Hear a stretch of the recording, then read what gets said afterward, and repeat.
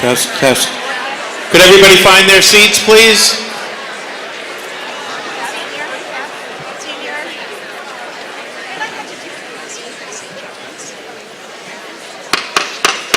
With a quorum present, I hereby call the 2026 Marblehead Annual Town Meeting to order. Thank you for coming.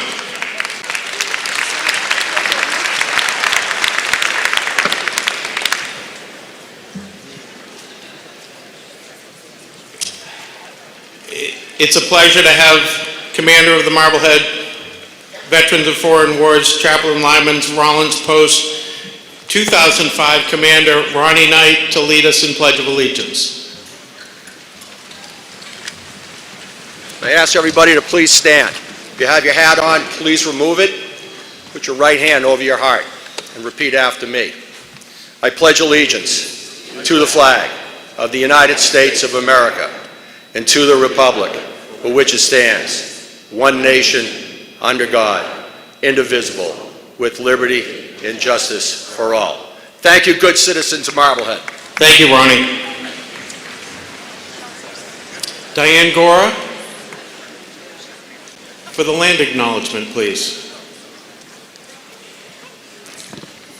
Thank you, Mr. Moderator.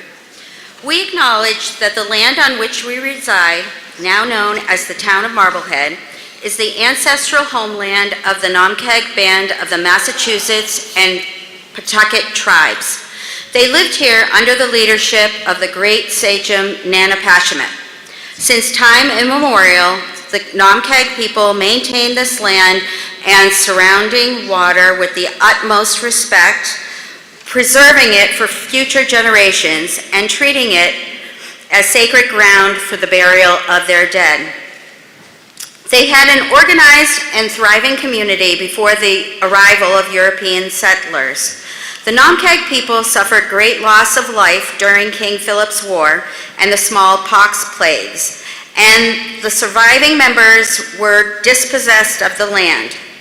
Although we are unaware of any Namkeg descendants living in Marblehead today, we honor the Namkeg people of the Massachusetts and Pawtucket tribes, past and present, as the original stewards of this land and pledge to include their history in the history of our town. Thank you. Thank you, Diane. Joe Whipple, for the Task Force Against Discrimination.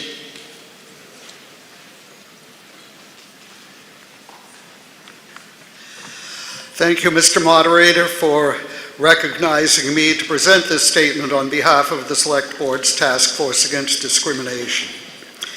In 1649, the General Court of the Colony of Massachusetts Bay established Marblehead as a town on this land we inhabit, and 127 years later, the Continental Congress adopted the Declaration of Independence, proclaiming that all people everywhere are created with an equal right to life, liberty, and the pursuit of happiness.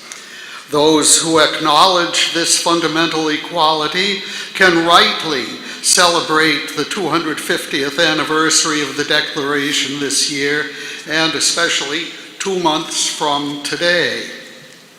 In 1989, the Task Force Against Discrimination was created in response to anti-Semitic vandalism, and since then we have been working against attitudes and expressions of bigotry and hate, whether on the basis of race, religion, orientation, gender identity, national origin, or other characteristics.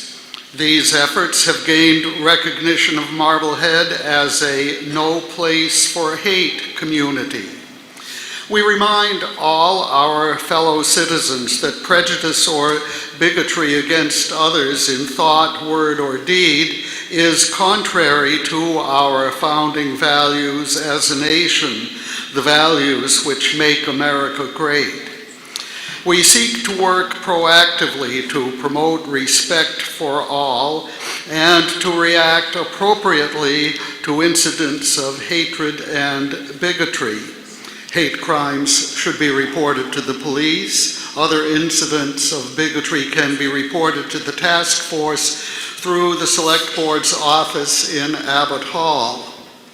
This year, if town meeting finishes in 2 nights, in cooperation with the public schools, the police department, and the Ministerial Association, we invite everybody to an evening with David Shribman, a Pulitzer Prize-winning journalist originally from the North Shore, to take place on Wednesday evening at 7 p.m. in the high school auditorium.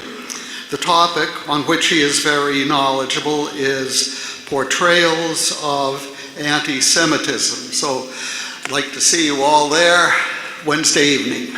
Thank you, Joe.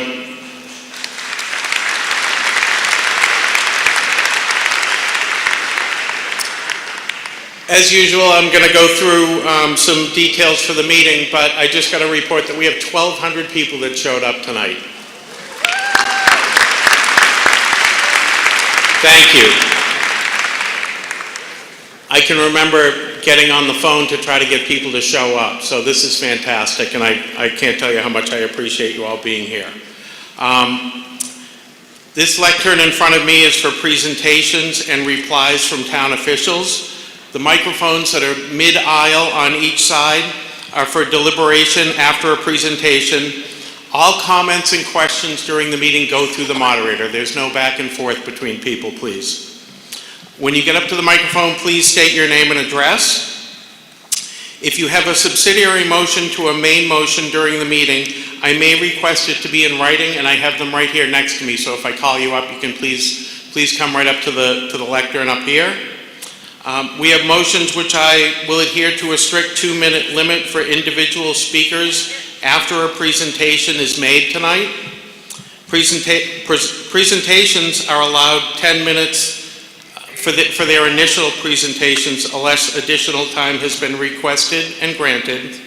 And if you plan to speak, please be prepared, as a great deal of information can be shared in the allotted time.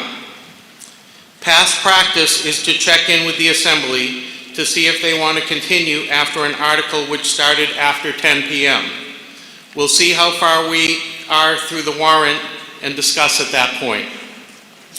The Assembly deserves order, and I'll not tolerate catcalling or disruptions to the meeting. According to our bylaws, every voter speaking upon a subject shall confine their remarks to the question before the meeting, avoid personalities, and be seated when they are finished. I may not always allow a motion to call the question should I deem that the motion would restrict informed consideration of the meeting, or if it comes before an appropriate discussion has taken place. This is a widely used town meeting practice. On the other end, we will likely get to the point where I need to remind everyone of an old Marblehead town meeting saying that it appears that everything has been said, but not everybody has had a chance to say it. I will do my best to balance the conveyance of information with the budget of time. I hope you will join me in running this 377th annual town meeting of Marblehead's legislative body with respect and integrity.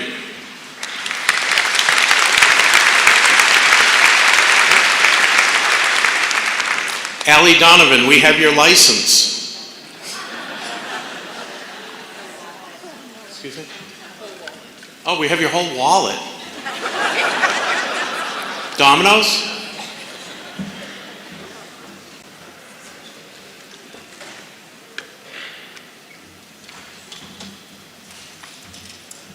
Detective Brady's right down here. Electronic voting. This is year 3 with our electronic voting system, and we've learned a lot of lessons from our meetings, and I've received some input from other moderators. We have 40 articles on this year's warrant with 12 main motions for indefinite postponement from the sponsors of the articles. In the spirit of time, I will be calling for the indefinite postponement votes and some routine business votes by show of hand, sort of like the old days, if you guys remember that. And I'll make it very clear when I do. When I call for an electronic voting device vote, There will be an allotment of time to vote. Last year it was 3 minutes with a full house, and we were able to process votes in 30 seconds on night 4 with lesser attendance. If you hit the wrong button or change your mind, you must do so within that time. A final tally will be announced, shown on the screen, and that tally will be available in the record of the minutes. So we're going to run a couple of test questions. And when I do that, once I ask the question and start the time, I want you to vote as quick as you can, because that's going to give us a good read on how much time we're going to need when we call for an electronic vote. So here comes the first question. Team's ready. Will Marblehead beat Swampscott in the Thanksgiving Day game this year? Voting starts now.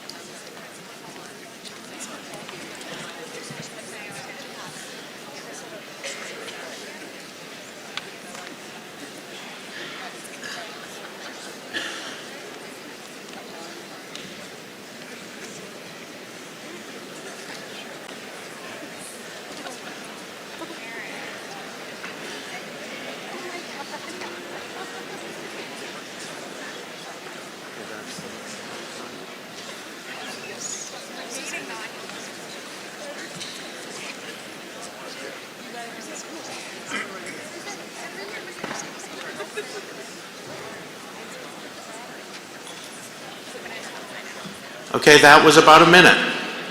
So we're going to ask another question and test it again. Excuse me? Oh, what was the result? It's still... Oh, but we...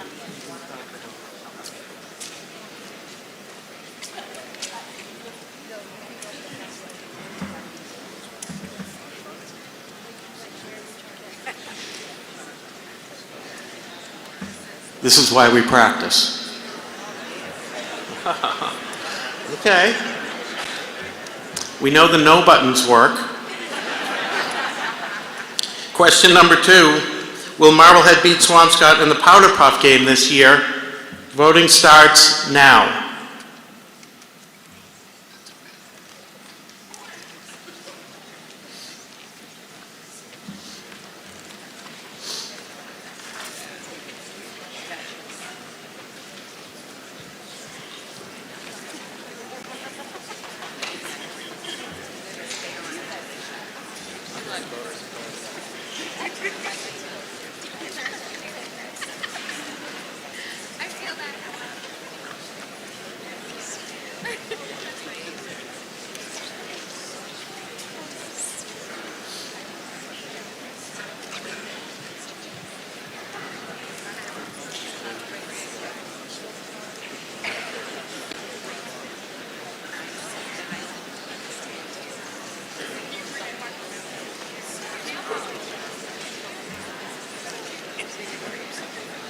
Okay, we're going to go with a minute.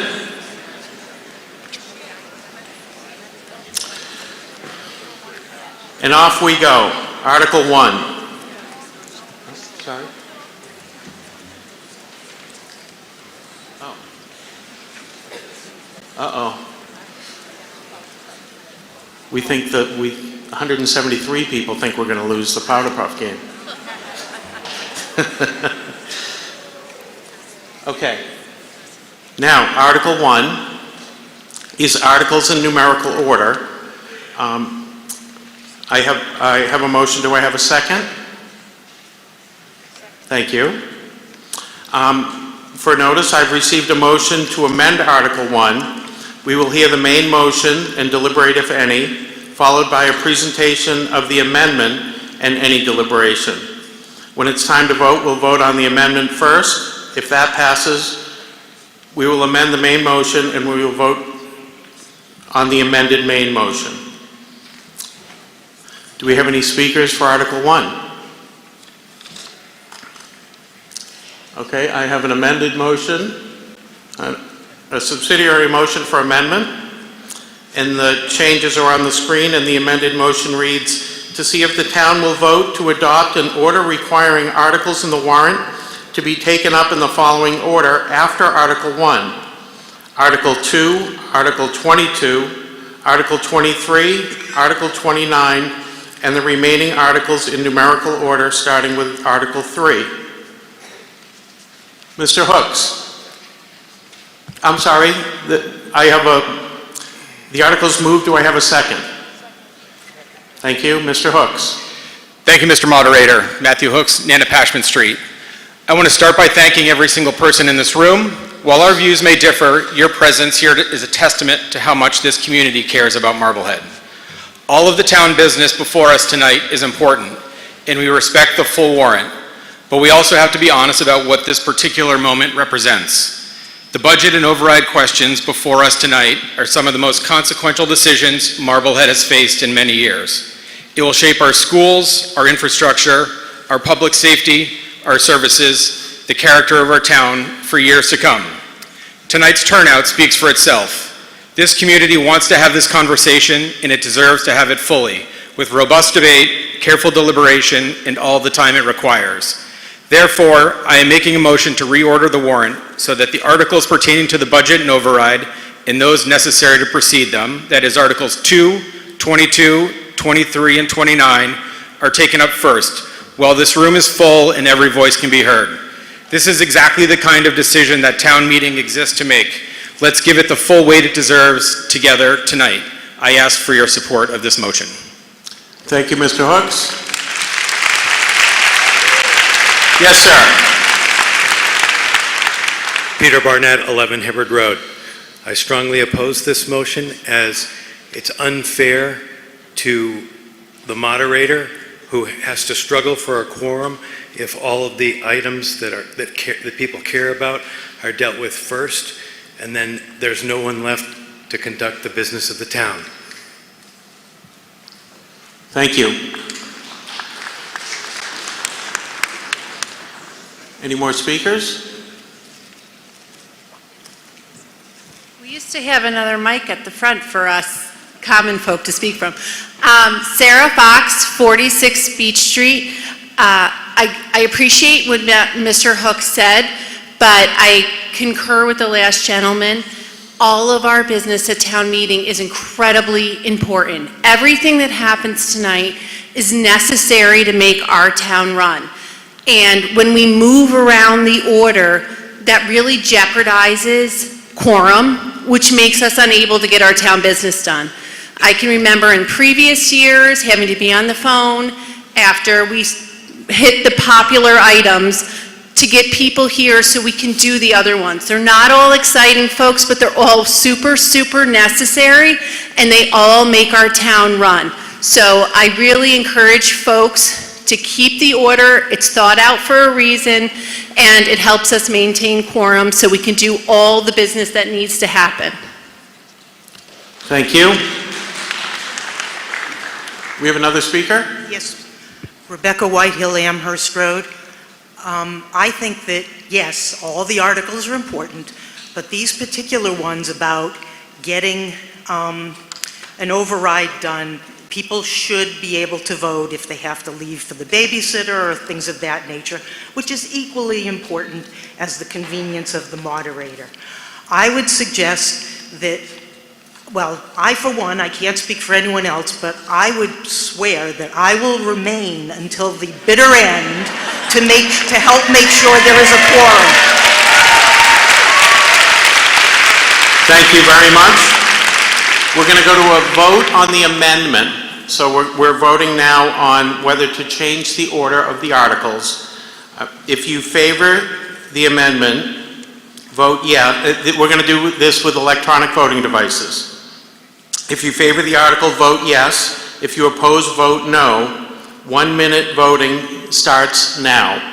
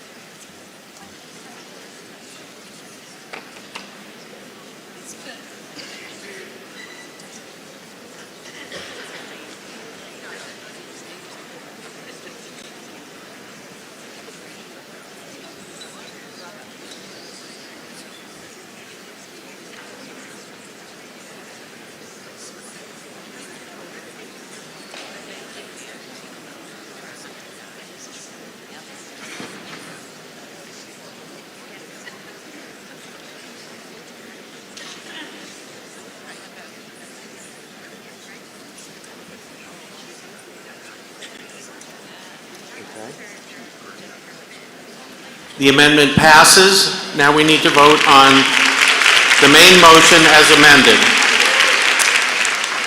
As many as favor Article 1 as amended, vote yes. If you oppose, vote no.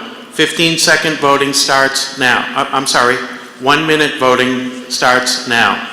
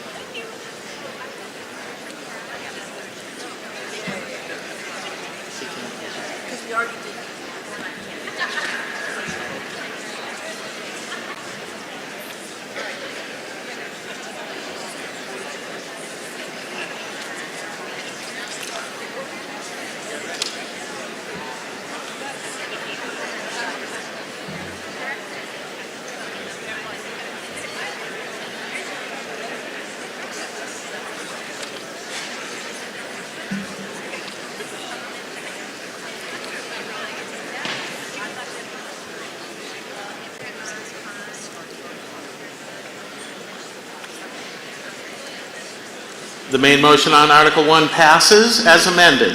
1,023 to 225. On to Article 2. Reports of town officers and committees. The article is moved. Do I have a second? Did I hear a second? Thank you. A practice that I started was that we go over any outstanding capital projects in Marblehead that this body has voted on. I've asked the presentations to be pretty quick, but I think it's important that we know that progress is being made on what's been voted on here. The first topic that we're going to talk about is the school roof. Michael Pifferling, Assistant Superintendent for Finance and Operations of the schools.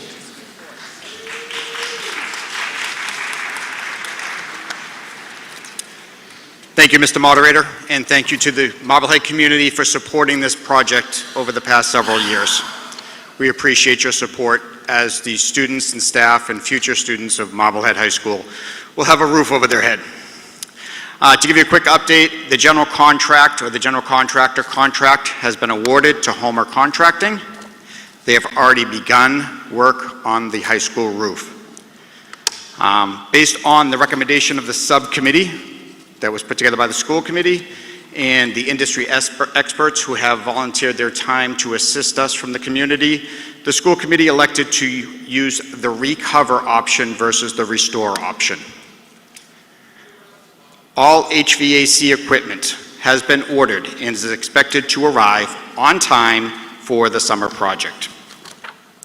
To give you a little update, I told you they already started. 4 small sections of the roof have already been replaced. That was done 2 weeks ago during April school break. Between now and the end of the year, the contractors will continue to be on site. Now in the end of the school year, the contractors will continue to be on site. They will be replacing small rooftop exhaust fans and other mechanical devices on top of the roof. There should be no disruption to teaching and learning. The day after school dismisses, which is currently June 23rd, I'm getting the nods, good. The main roof and HVA work will commence at full speed.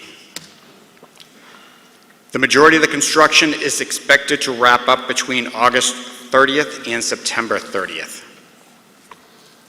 Throughout July and August, academic programs, athletic activities, and other events have been moved to other school buildings or other town buildings. There will be very limited access to Marblehead High School, its buildings, and its grounds. And just to wrap up, this project is currently on budget. Thank you very much. Thank you, Mike. Mary Alley Roof. Do we have our building commissioner, Steve Cummings? Mr. Moderator, we have a question on the presentation. Okay, Just a quick one, short. No, I just want to know, it came in under 2 million under budget. Are we going to do it for 2 million under budget? thank you, and that's a question that you can direct to the school committee. Mary Ellie Roof, Steve Cummings, Building Commissioner.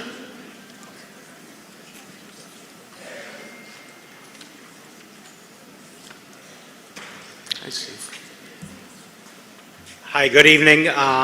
Right now, currently, we are expecting all of our bids to be in this week, Wednesday or Thursday, so there's not a whole lot to report. The design is complete, but as of this Thursday, the bidding, all the bids will be into us, and then we can make a, kind of start the process. So there's not a whole lot to report to date. Thank you. Transfer Station. Andrew Petty, Director of Public Health.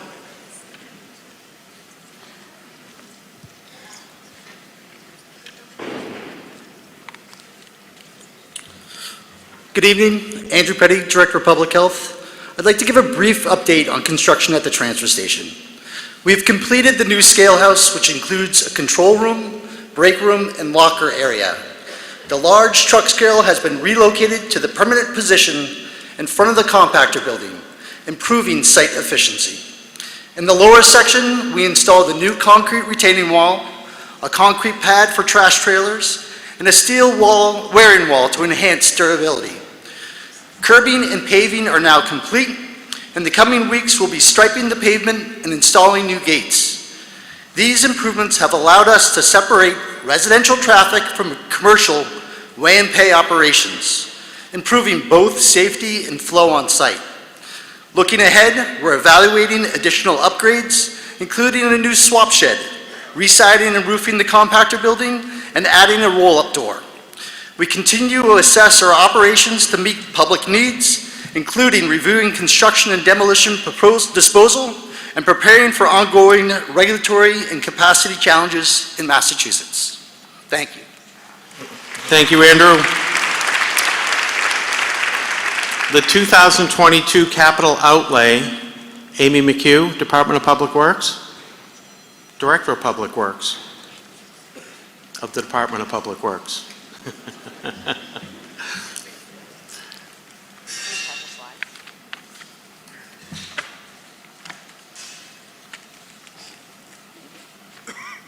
There we go. It is a privilege to stand before you today and share the remarkable progress we've made on a journey that began back in 2022. For the last 4 years, we've shifted away from roadway projects that improved only paving without addressing the invisible infrastructure and sidewalk network, and towards projects with a holistic infrastructure vision. A plan that treats our streets not just as pavement, but as the lifeblood of our town.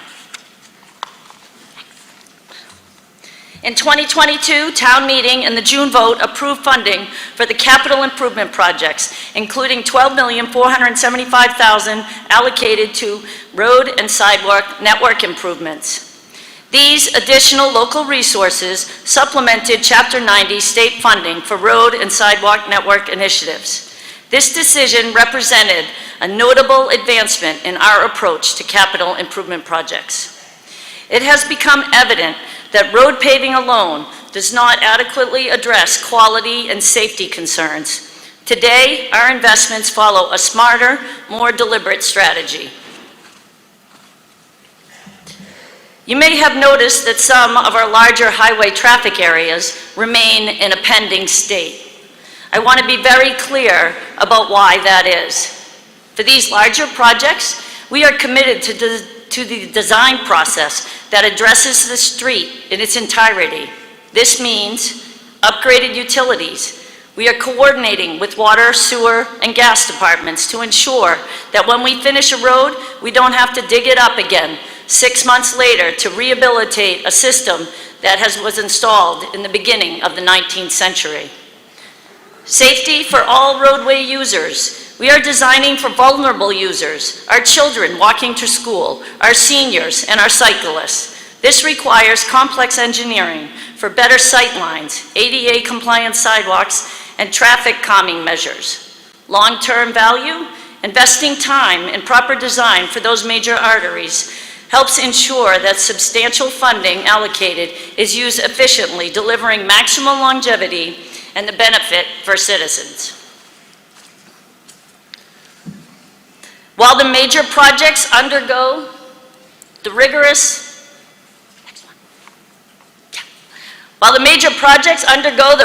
design phase, we haven't stopped moving. Our investment in local roadway improvements is at an all-time high. We are successfully checking off neighborhood streets where utilities are already sound, providing relief and improved property values for residents across town. We are working smarter for streets with low road assessments where utility rehabilitation is already complete. We've streamlined the design process, taking on areas that do not require a consultant to reinvent the road and sidewalk layout for today's demands.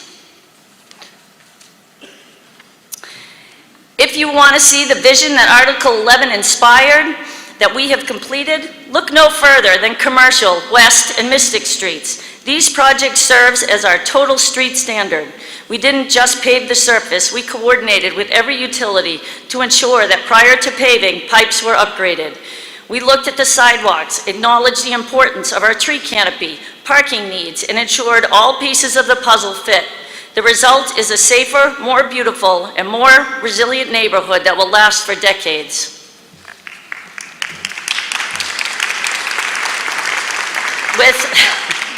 With Article 11 funding and the development of a capital plan for road and sidewalk network improvements, Marblehead will invest $3 million annually for the next 3 years, completing multiple projects that meet the total streets guidance for paving. We will continue with the smart design of high traffic arteries, including Pleasant Street Corridor and Village Street Bridge replacement. Utilizing these cost estimates and plans, we will aggressively seek state and federal funding sources for the construction of these multi-million-dollar projects. We will reassess the completed projects to improve future design and construction enhancements, including careful consideration and feedback from residents and business that was collected throughout the project. The DPW will continue to provide progress updates to the public through the Select Board and Traffic Safety Advisory Committee meetings. The DPW appreciates your continued patience as we move these larger, more complex designs toward completion. The investments we are making now, both in the visible pavement and the invisible utilities beneath, are building a stronger, safer, and more accessible community to us all. Thank you for your support and for your commitment to the long-term health of our town. Thank you, Amy. It's not easy with a big project like that, but it's good to know that progress is being made. Now we're going to hear from Representative Jenny Armini on some home rule petitions that have cleared the State House, please.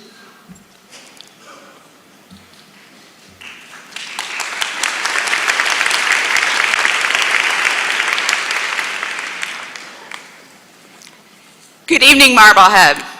I bring greetings from Senator Brendan Crichton and the General Court. I am also here to report that since we met last year, 3 warrant articles approved by town meeting were passed as home rule petitions by the Massachusetts House and Senate and signed into law by Her Excellency, Governor Maura T. Healey. House Bill 4225, an act authorizing the town of Marblehead to establish a means-tested senior citizen property tax exemption, was signed into law on May 29, 2026. For seniors interested in this option, there will be a tax relief forum on Thursday, May 21st, from 1 p.m. to 3 p.m. at the Community Center. House Bill 3912, an act increasing the membership of the Board of Health of the town of Marblehead from 3 to 5 members, was signed into law on December 18th, 2025.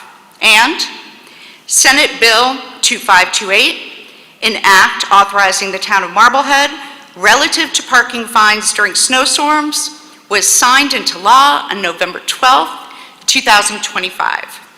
Thank you to everyone who contributed to this process. Thank you, Jenny. We have a report from the Retirement Board, from Robert Peck, please.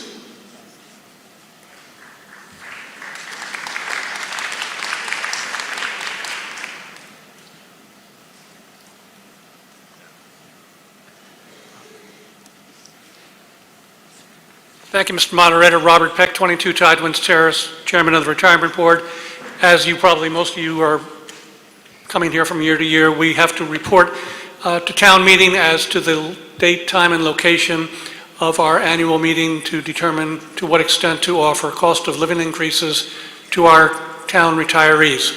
This year, it will be on Wednesday, June 10th, 2026, at 4 o'clock in the afternoon, the lower level conference room at the Mary Alley office building.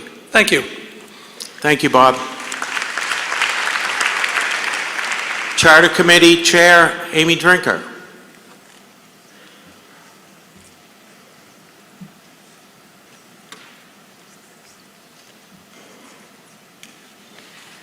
Thank you, Mr. Moderator. You're welcome. Good evening. Amy Drinker, 30 Gregory Street, Chair of the Marblehead Town Charter Committee. Over the past 2 years, the Town Charter Committee has drafted charter language and met with town committees and department heads to gather input. This June, the committee will submit a summary memo and a draft C charter to the Select Board.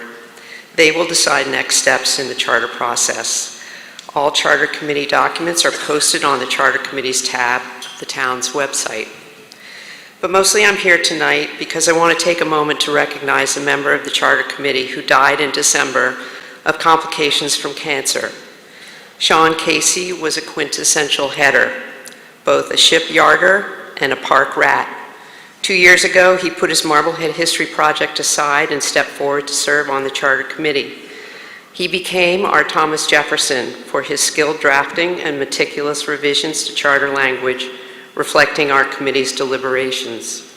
To this day, we hear his voice when we read his footnotes and annotations. His professional expertise continues to guide us. Sean Casey was a talented, very decent person. We miss him and we thank him for his lifetime of service to our town. Huzzah, Sean.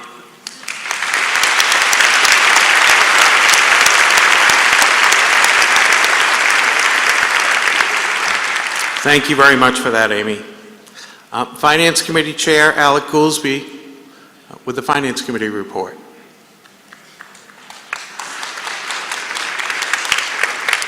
Thank you, Mr. Moderator. Alec Goolsby, 2 Bradley's End, Chair of the Finance Committee. I'm speaking on Article 2 tonight to introduce our Finance Committee, discuss some of the work and processes we have advised on over the past year, provide an update on the town's reserve fund we administer, and to remind everyone of our role at town meeting. We currently have a full roster of 9 members, most of whom have been on the committee for multiple years at this point. As chair, I am supported by Vice Chair Molly Teets and Vice Chair Pat Franklin, as well as FinCom members Lindsay Doobie, Ramon Garcia, Michael Janko, Eric Knight, Mike O'Neill, and Tim Schottmeyer. Our Finance Committee advises the town and town meeting on financial matters.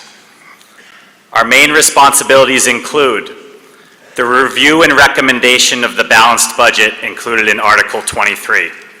This long and detailed process represents 80 to 90% of our time spent and included the following steps this year. Establishing the budget calendar, which was finalized last August. Reviewing and advising on all draft department level budgets submitted to us through a series of public liaison meetings between November and March. Voting on each individual budget during department level budget hearings in March and April. Voting our recommendation on the town-wide balanced budget at the April warrant hearing, and finally presenting the balanced budget to you tonight at town meeting. More to come on budget details when we get to Article 23. In addition to our budget responsibilities, we also make recommendations on all other warrant articles with financial implications. These recommendations were voted by our committee at the warrant hearing last month. We make no recommendations on articles without financial implications. All of our recommendations are included in the Finance Committee report, generally with comments where applicable. We encourage you all to follow along in your FinCom books tonight and consider our recommendations as you vote.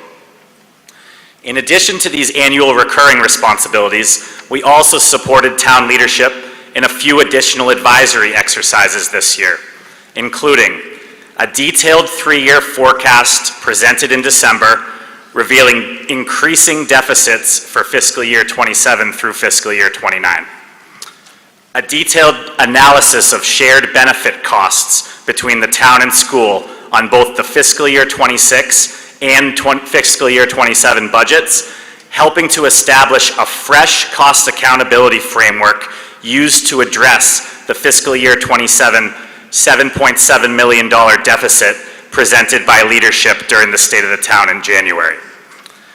An additional data analysis requested by leadership and ultimately used in their development of a Proposition 2.5 override request included in Article 29. More to come from town leadership regarding the override details when we get to Article 29. Lastly, we administer the Town Operating Budget Reserve Fund.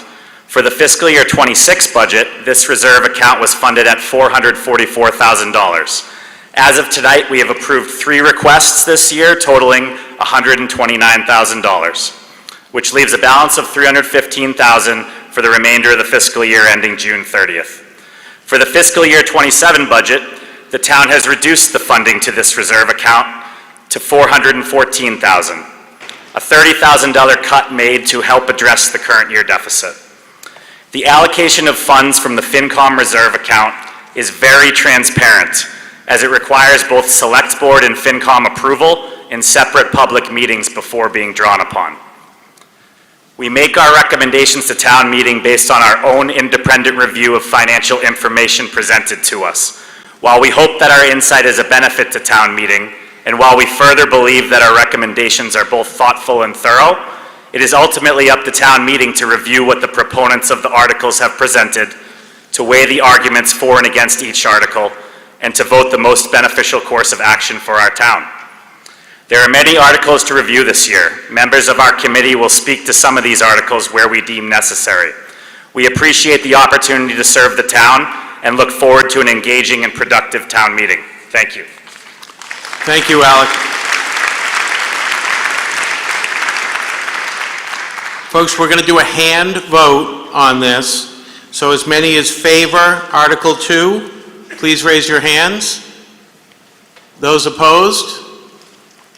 It's a vote, and Article 2 passes. That's easier. Article 22 is available funds appropriated to reduce the tax rate. The article's been moved. Do I have a second? Thank you.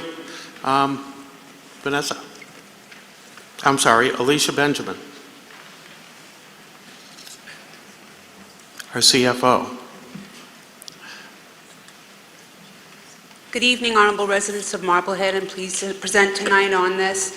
Every year, we reduce the tax rate by free cash. This year, it was certified at $6.1 million, and we're using $5 million to reduce the tax rate and balance the budget. And we're using $360,000 in surplus from the light department, a total of $5,360,000. Thank you. Seeing no speakers, we're going to go to another hand vote for this. As many as favor Article 22, please raise your hands. Those opposed, please raise your hands. It's a vote, and Article 22 passes. Article 23, expenses of several departments. This is our budget. Usually Alec and I have a little bit more runway before we get to this, but let me explain the process. Alec's going to speak first, and then I'm going to go through the budget. If you've been here before, you know how it goes. I'm going to list the budget by department line item. When doing so, anybody with a question on a department line item can yell hold. Then we will review any items that you held so that you can get up and we can deliberate that. Then we're going to vote on the budget by silos as listed in the reading. Right now, I'd like to call back up Finance Committee Chair Alec Goolsbee for his report. Thank you, Mr. Moderator. Alec Goolsby, 2 Bradley's End, Chair of the Finance Committee. On behalf of the Finance Committee, I am pleased to present our recommendation on Article 23, the town's fiscal year 2027 General Fund Operating Budget. Before I begin, I want to acknowledge that this has been the most challenging budget cycle in my 9 years serving on this committee. We identified a $7.7 million deficit between what it would cost to maintain the services Marblehead provides today and the revenue available to pay for them. As large of a deficit this is, it is not something that is surprising to our committee. For the last 4 years, our committee has repeatedly referenced the structural budget deficit Marblehead has faced, driven by rising costs outpacing annual recurring revenues. The multi-year projections we have facilitated over the past few years are in line with where we landed this year as well. Over the next several minutes, I will walk through how we got here and how town and school leadership, with our review and support, balanced this year's budget. Next slide, please. Let's start with where we expect the money to come from. Our total available revenue for fiscal year 27 town and school budgets is forecast to be $96.5 million, a decrease of $600,000 from the fiscal year 26 budget. The revenue forecast assumes the tax levy will increase by $2.1 million, which reflects both the standard 2.5% increase allowed under Prop 2.5 and an estimate of new growth. Additionally, state aid is up about $200,000, in line with estimates. Offsetting those increases, local receipts are forecast to decline by approximately $1 million.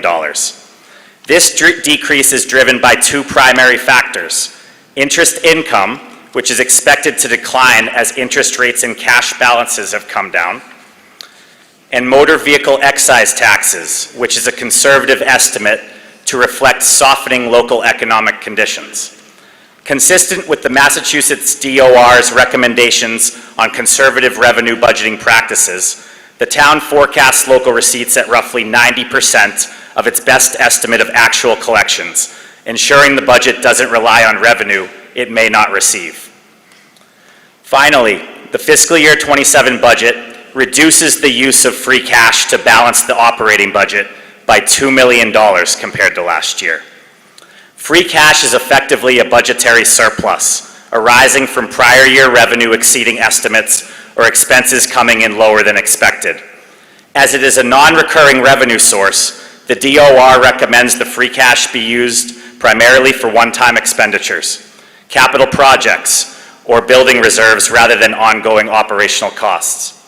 Last year, the town increased the use of free cash to balance the operating budget by $1.5 million in an effort to avoid service cuts and delay the need to seek an override. This year, certified free cash has come in lower than last year, primarily due to tighter budgeting practices, and the town is left with no option but to reduce the amount of free cash used to balance the budget. As you can see, this creates a significant headwind and is the largest driver of our year-over-year revenue decline, almost entirely eliminating the revenue increase from the town's tax levy. Next slide, please.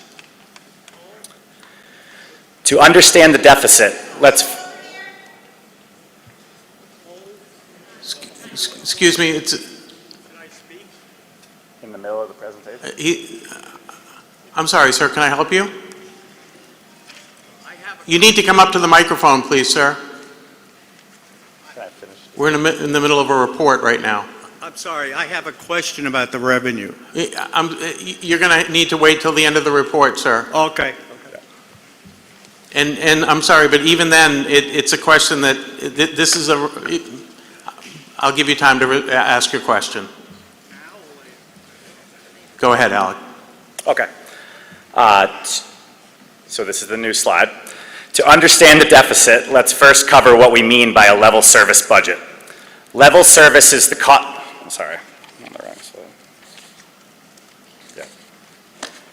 Level service is the cost of providing the same services next year that we are providing this year. Funding the same number of police officers, the same number of teachers, the same level of staff and hours at the library, and so on, It is not a wish list. It is the price tag on the status quo.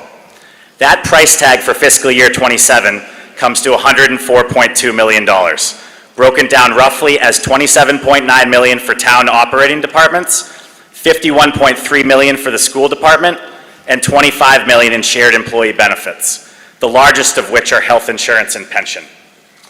Subtracting the $104.2 million in level service expense from the $96.5 million in available revenue we just discussed, and you arrive at a deficit of $7.7 million. It is important for me to emphasize here that these level service budget requests underwent several rounds of review. Back in September, our finance director instructed town department heads and their respective boards to maintain their budgets at a level funding, adjusted solely for contractual obligations. Subsequently, each department engaged in numerous meetings with town leadership regarding these requests to ensure they were level and to adjust certain estimates throughout the process. In addition to this internal review process, our Finance Committee liaison teams conducted many public liaison meetings throughout the fall and winter to examine these level service budgets, challenge them, and strive to comprehend and clarify them. Next slide, please. So where did this $7.7 million deficit come from? Wages account for the largest piece, contributing about $3.1 million combined, roughly $1.3 million on the town side and $1.8 million on the school side. These figures reflect the cost of collective bargaining agreements. Health insurance adds another $1.7 million. The new 5-year curbside collection contract adds $1 million. Pension contributions are up $500,000, following the schedule set by our retirement board to fully fund the town's pension liability by the state-imposed deadline of 2040. Out-of-district special education tuition and transportation expenses, which reflect the cost of educating Marblehead students whose needs cannot be met within the district, add another $300,000. These are placements the town is legally obligated to provide. Other smaller items together account for about $500,000. Add those up and you reach $7.1 million in level service expense growth. Combine that with the $0.6 million net revenue reduction we just discussed, and you arrive at the full $7.7 million budget deficit. Next slide, please. Health insurance deserves a slide of its own because it has become one of the largest cost pressures on Marblehead's budget. Marblehead participates in the Group Insurance Commission, which is the same plan used by the Commonwealth and many other Massachusetts municipalities. You can see from this chart that over the last 5 years, GIC premiums have grown significantly. For fiscal year 27, the increase is approximately 10%. When you combine the increase across active employees and retirees, health insurance alone contributes to $1.7 million of our fiscal year 27 cost growth. Rising healthcare costs are not a Marblehead-specific challenge. Municipalities across the state are struggling with the pressure these costs are putting on their budgets. In February, our Finance Committee invited the town's insurance advisors to present their insurance outlook in a detailed presentation. Based on this presentation, it is our understanding that the GIC provides the lowest cost health insurance among carriers that would cover the town of Marblehead. Further, the advisors confirmed for our committee that other methods to reduce Marblehead's insurance expense would need to be negotiated as part of ongoing collective bargaining. As we have mentioned during contract years in the past, the Finance Committee encourages town representatives to reference our structural deficit, specifically the pressure health insurance costs are putting on our budget in its ongoing negotiations. Next slide, please. I want to spend a few extra moments on this slide because it represents a material improvement to the revenue allocation and budget development process this year. Currently, from an accounting and presentational perspective, our budget has placed the entire share benefits line, health insurance, pension, OPEB, and similar items, on the town side of the budget, even though a significant amount of those benefits are attributable to school employees and retirees. Working closely with town and school leadership, the Finance Committee helped reallocate the shared benefit costs to reflect the full cost of each side of the operation. When we recalculate last year's budget under this lens, the town-school split of the balanced budget is 38% town to 62% schools, rather than the 49% to 51% that appeared in last year's budget. Applying this same methodology to the fiscal year 27 budget, it was determined that $4 million of the $7.7 million deficit is attributable to town departments, and $3.7 million is attributable to the school department. The Finance Committee strongly supports this cost accountability framework. It aligns operating decisions to cost outcomes. It sets expectations for how future revenue will be allocated, and it gives both the town and the schools the information they need to forecast on a multi-year basis. We expect town and school leadership to apply this framework annually going forward. Next slide, please.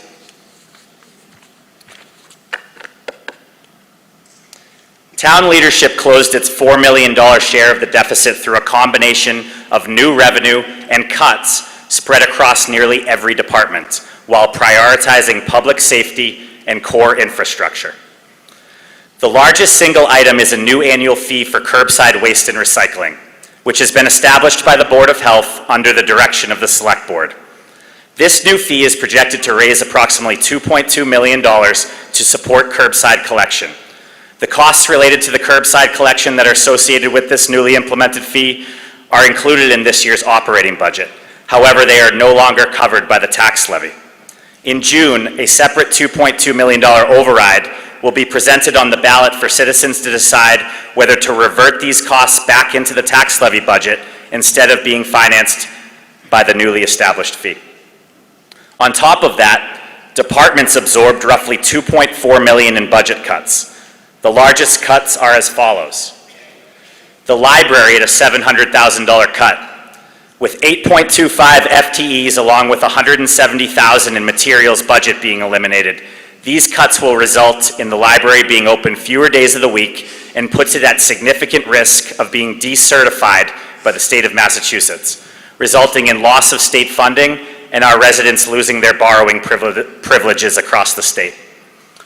Other general government at a $590,000 cut, which includes the town's annual $250,000 contribution to OPEB, its $250,000 contribution to stabilization, and $90,000 of its contribution to workers' comp.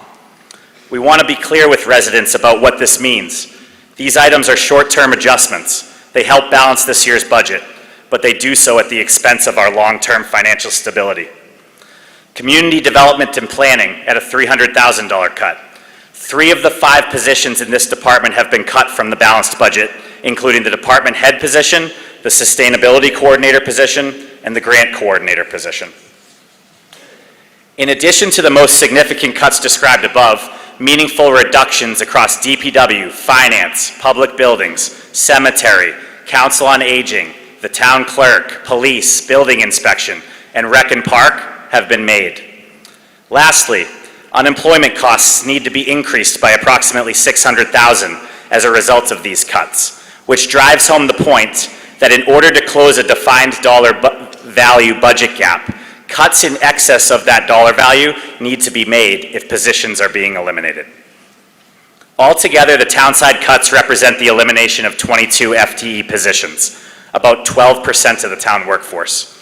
Approximately 18 of the FTEs eliminated are currently filled positions, while 4 are vacant. From the Finance Committee's perspective, the decision to move curbside collection costs out of the tax levy represents an executive decision made by town leadership to mitigate the impact of the deficit on town operations. Absent the establishment of this new revenue source, the town was facing cuts of approximately 25% of its workforce, rather than the 12% ultimately cut from this year's budget. Next slide, please. Let's move to how the schools addressed their $3.7 million share of the deficit. The largest single line item is a one-time prepayment of $1.5 million of fiscal year 27 out of district tuition using fiscal year 26 funds while reducing their budget by the same amount. This decision protects student learning this year, but it is exactly that, a one-year solution. It also eliminates the need for the schools to request override funding for the fiscal year 27 budget. That being said, the $1.5 million will need to be returned to the fiscal year 28 school budget, and coupled with wage increases attached to the most recent union contract, will contribute to a significant school deficit in fiscal year 28. In addition to the prepayment, the schools are cutting $750,000 in teacher and instructional assistant salaries, $450,000 of salaries from vacant positions, $350,000 in expenses shifted to revolving funds and grants, most of which will need to be returned to the general fund budget in future years, and approximately $650,000 in further reductions across substitutes, supplies, curriculum, technology, administration, and other operating lines. In total, 18.25 FTEs, about 4% of the school workforce, have been eliminated from this year's budget. This impacts 22 positions, 11 of which are vacant and 11 being impacted by layoffs. The positions eliminated this year reflect the administration's ongoing work to right-size the school organization to current enrollment. These positions eliminated will not be restored under any override scenario. Next slide, please. This slide summarizes the decrease in this year's budget compared to last year. Overall, the fiscal year 27 balanced budget, excluding debt service and enterprise funds, lands at $96.5 million, down 0.6% year over year, a drop of $600,000. Town operating budgets decreased year over year by 3.9%, a drop of $1 million. The school operating budget decreased by 3%, a drop of $1.5 million. Yet our shared employee benefit costs grew by 8.4%, from $22.5 million to $24.4 million. Hopefully this helps drive home the significant challenge we face this year in balancing the budget. Final slide, please. Let me close with a few observations. What we are facing in Marblehead is a recurring structural deficit. Recurring expenses, wages, health insurance, pensions, contracted services have been growing faster than recurring revenues for several years. For some time, the town has managed that gap with various solutions to combat the deficit. The meals and rooms tax, targeted fee increases, increased use of revolving funds, reliance on free cash, and deferred capital investment. Those solutions have kept budgets balanced over the years, but the town is out of options this year. Bond rating agencies are watching Marblehead as well. On April 10th, S&P affirmed Marblehead's AAA bond rating, a signal of long-standing financial strength, but revised our outlook from stable to negative, citing budgetary stress. Our reserves currently sit at approximately 2% of the operating budget. Our own policy target is 5%. The path back to that target requires recurring revenue, not one-time fixes. On Article 23, the fiscal year 27 balanced budget, the Finance Committee unanimously recommends a yes vote. I want to thank the Select Board and the School Committee for their collaboration, leadership, and their willingness to work together during such a challenging budget cycle. Thank you to our department heads, our municipal employees, our boards and committees, and to the residents who have shown up at meeting after meeting this budget season. Lastly, I'd like to thank our Finance Committee for all of the dedication and hard work that went into this most difficult budget season. Specifically, our Vice Chair, Molly Teets. The time and effort put in by Molly in her role over the last few years is unprecedented. I can't thank you enough for your support.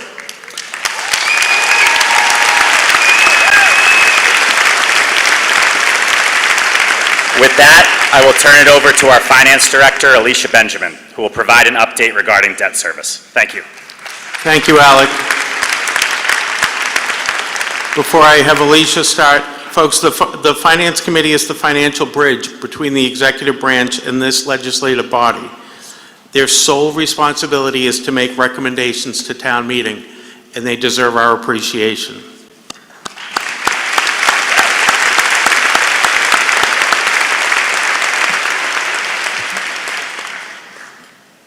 Alicia Benjamin.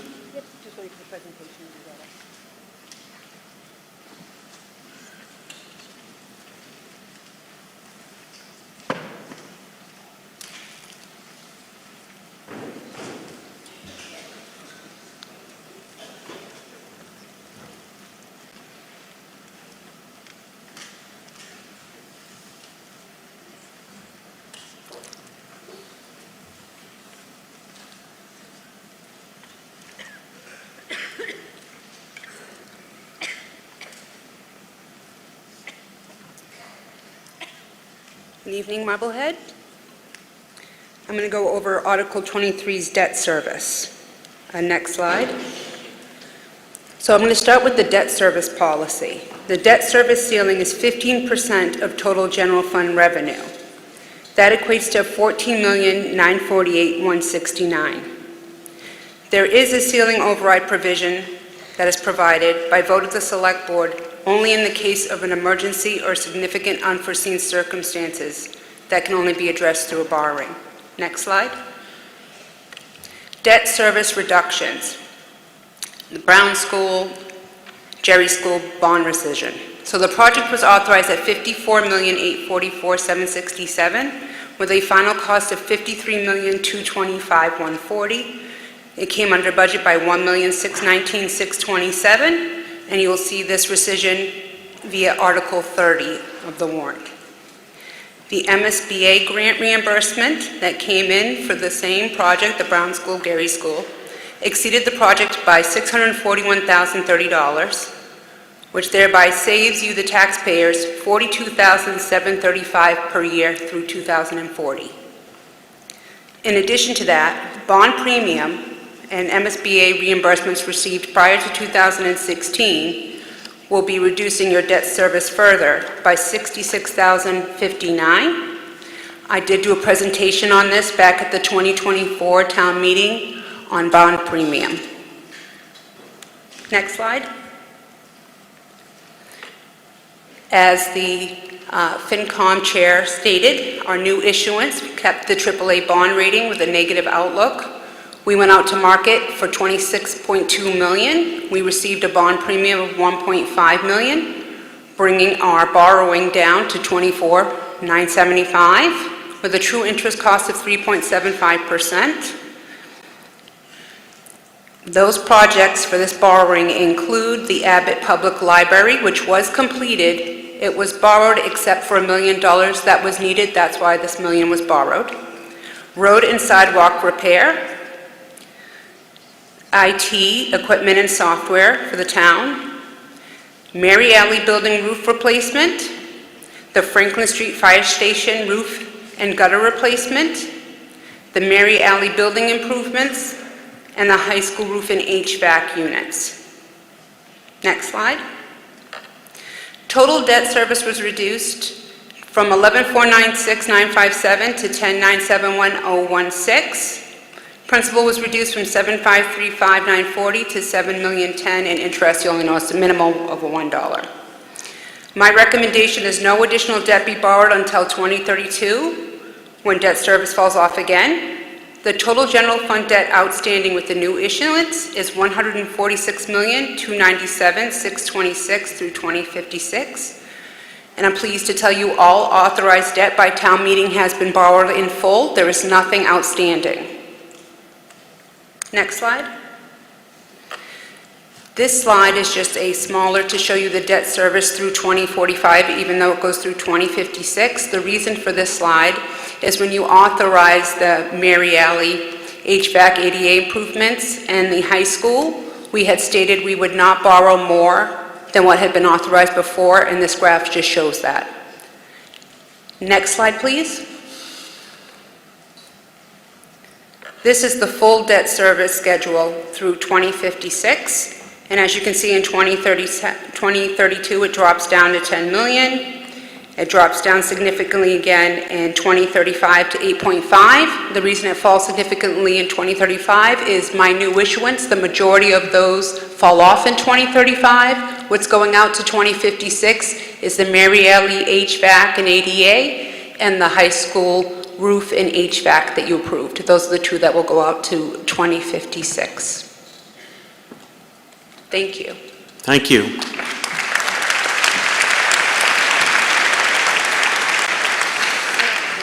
Okay, I'll go over the hold process one more time. I'm going to list the budget by departmental line item. While doing so, if anybody has a question, you can yell hold. Then we will review any items that are held after I'm done. Then we'll vote on the budget by silos as listed in the reading. And the budget always starts with the best icebreaker. under General Government Moderator, $100. Nobody wants to hold that, I guess.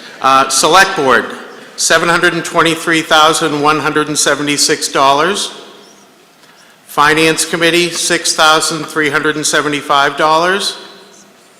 Reserve Fund, $414,000. Finance Department, $1,778,805. Assessor, $388,003. Town Council, $278,000. Parking Clerk, $8,400. Town Clerk, $201,877. Election and Registration Department, $132,200. Planning Board, $1,775. Public Buildings Department, $178,671. Human Resources Department, $293,480. Community Development and Planning Department, $203,682. Okay, thank you. Total General Government, $4,608,544. We'll address the holds after I'm done reading through the budget, folks. Public Safety, Police Department, $5,216,914. Fire Department, $6,016,967. Building Inspection Department, $633,330. Sealer of Weights and Measures, $2,100. Animal Inspector, $2,400. Total Public Safety, $11,871,711. Schools, School Department, $47,620,287. Thank you. Public Works and Facilities, Public Works, which is Highway, Tree, and Drains, $2,369,771. Snow Removal, $105,000. Waste Collection, $1,790,344. Curbside Collection, $2,186,516. Thank you. Cemetery Department, $410,539. Total Public Works and Facilities, $6,862,170. Human Services, Health Department, $339,320. Thank you. Council on Aging, $387,377. Veterans Benefits, $154,872. Total Human Services, $881,569. Culture and Recreation, Abbott Public Library, $857,633. Recreation and Park Department, $1,003,034. Memorial Day and Veterans Day, $9,500. Total Culture and Recreation is $1,870,167. Debt Service, maturing bonds and interest, total debt service, $10,971,016. Other General Government. Other General Government is, total Other General Government is $24,965,092. Enterprise funds, we start with sewer. Total sewer enterprise fund is $4,799,291. Water, total water enterprise fund, $6,865,301. Harbor Enterprise Fund, total Harbor Enterprise Fund is $1,669,500. And now we are going to go back through the holds. And if you had a hold, you can come up to the microphones, please.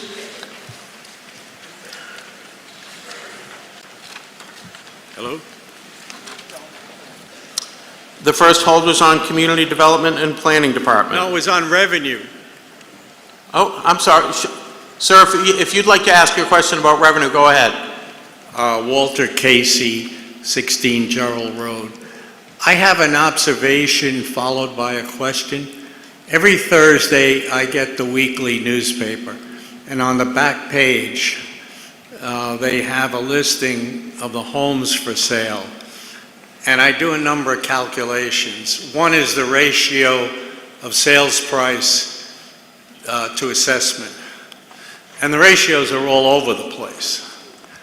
So I'm not familiar with that in prior experiences.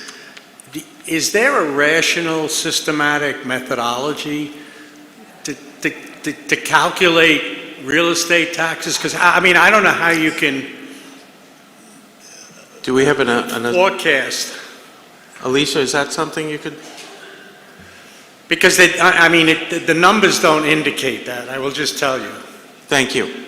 We'll have our CFO give you her best answer. Good evening. So what we do is we follow Proposition 2.5. So we take the prior year's tax levy, we apply 2.5% plus new growth, and that's how we forecast our annual tax revenue. But that's how you forecast it, but the actual assessment, I don't So- understand. The numbers that are in the, Are you talking about how they assess the value of your home? well, not just mine, anybody. Or any home? That is done by the assessor's office. So And you'd have to, I would say you should pose your question to the assessor's office. Well, it's amazing that somebody up there doesn't know the answer to this. No, we know the But- answer to it. You're not asking an answer about a calculation that has to do with the budget. You're asking about how homes are But it's assessed. the fundamental foundation of the finances of the town. The fundamental foundation of the town is based on the tax levy. The tax levy is the assessment of all home values within the That's town. what I mean. Which is determined by Okay, the okay, assessor's I- department. Sir, just Thank please you. don't interrupt, and we'll try to get another answer for you. Okay. The tax levy is capped under Massachusetts state law at 2.5% above last year's levy plus new growth. That's the maximum amount of taxes the town of Marblehead can assess the next year without an operational So the override. assessment that appears The assessment is irrelevant? The assessment is the apportionment of that tax across all taxpayers' value of their homes. But the numbers, the ratios are all over the place. I'm just saying, We're talking about the budget available revenue. All right, never mind. Okay. Community Development and Planning Department hold. Mr. Buba. No, I'm schools. Oh, okay, I'm sorry. I didn't get a hold, but I had a question about slide 7 of the finance reports. No, I'm sorry, we're going through the budget right now. Yeah, I understand. Okay, thank you. My question is, the police department, flag rank off 23 Cypress. Okay, you know what, I'll put a hold on the police department, and I'll let you speak at your time. Appreciate it. Now, did we have somebody hold the Community Development and Planning Department? Okay, seeing no holds on that. The next hold would be the Police Department. Yes, sir. Yes, I was flag rank off 23 Cypress. Thank you. On slide 7 of the finance reports, it had a 60,000 decrease in the police department, and that's the one caught my eye because it has a $232,000 increase in the budget. Is it a typo, or am I not understanding something? And I apologize for my ignorance. That's okay. Alec Goolsby. So the cuts that I was showing on those two slides were from level service down to the balanced budget. So the balanced budget, as presented in the FinCom book, can still go up. It just would have gone up more if there was more available revenue to fund that level service. Thank you. No problem. Schools is next. Yes, Jack Buba, 5 Palmer Road. Just a short question that I asked earlier. My understanding is the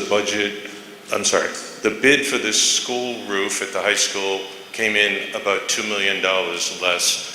And I'm wondering, and I would like to hear from them, if we are now managing to the $2 million less number, and if we've exceeded into the savings already through change orders. Well, no better person to answer that question than Mike Pifferling. Good evening, Mr. Buba. Yes, there is currently a $2.6 million under budget on the roof project. However, we have not taken into consideration any contingencies. We already know that there are some roof fans that were not included in the budget. There is some potential ceiling work that needs to be done, interior ceiling work, drop ceiling work. So right now we are 2.6. We hope to come in as close to that as possible, but there's no guarantees. We're too early in the project. Yeah, I don't understand that. We voted for what we voted for, and the fact that it came in 2 million something less and you found some, quote, other things to spend it on is not my concern. You need to come in at the $2 million level because that's what we voted for, unless and until you find something that was broken that you didn't understand before. We did the same thing with the schools several years ago, and we had $15 million left, and by the end, it was all gone. So I need to understand how you think you can spend this extra money on other things that weren't in there originally. So the budget was built, the projections were built based on estimates. The bids came in under estimate. Good for us. Absolutely. Does not mean in every public building project, in every building project to my knowledge, there's always contingency for unforeseen circumstances. Correct, but there were contingencies in the bid. Correct. So right. the 2.6 million, so Is the not town a authorized, Sorry, excuse me, sir. $2.6 The town, million is excuse not me, a sir. contingency. Excuse me, sir. The town authorized 13.8 million in borrowing. That's correct. Right now, we need 11.2. So Correct. we are not over budget. But we may get closer because we need to replace roof drains that we're not seeing until the roof can come off the building. Those are contingencies. Correct. I just want to point out, in your budget, you had a line item for contingencies. So you have to spend all of that before you start going into the savings that we have that don't belong to you.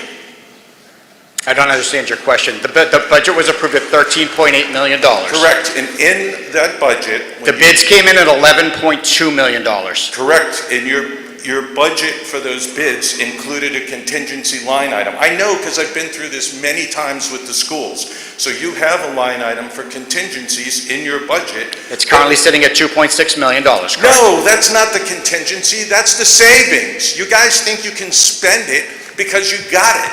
And I can't stand that. I'll work with our owner's project manager to itemize out what the contingency originally was. Just give us the $2 million back unless you really need it for something that you didn't see, not something that you want now. Mr. Buba, I guarantee you, my intention is to come in as under budget as possible on this project. That's not the same thing.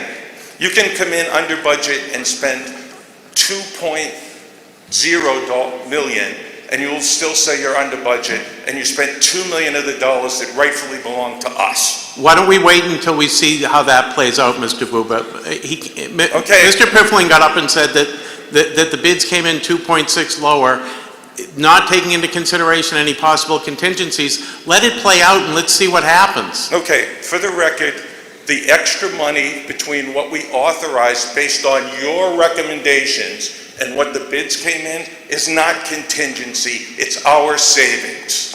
Thank you. Thank you, Mike. We have a hold on curbside collection. Yeah, so I move to amend the health department line item by increasing... Excuse me, name and address, please. Sorry, John Prindeville, 20 Stanley Road. I move to amend the health department line item by increasing it by $1,500,000 to be funded from the general stabilization fund. I have the motion ready.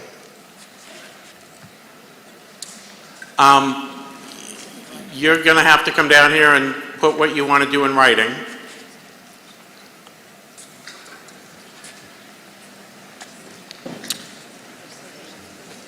Andrew Petty, Director of Public Health.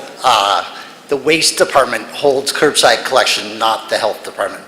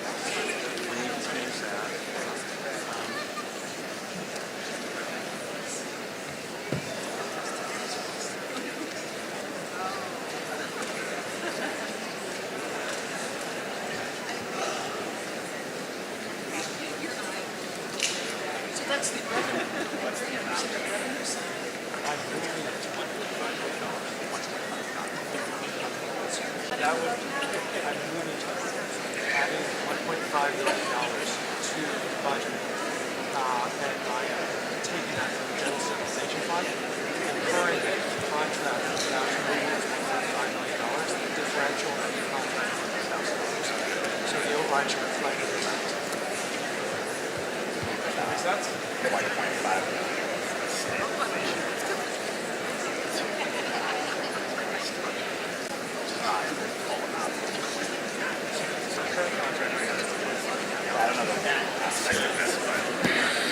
Stabilization is like two-thirds of the not saying it's separate from like the budget. I don't know how it works.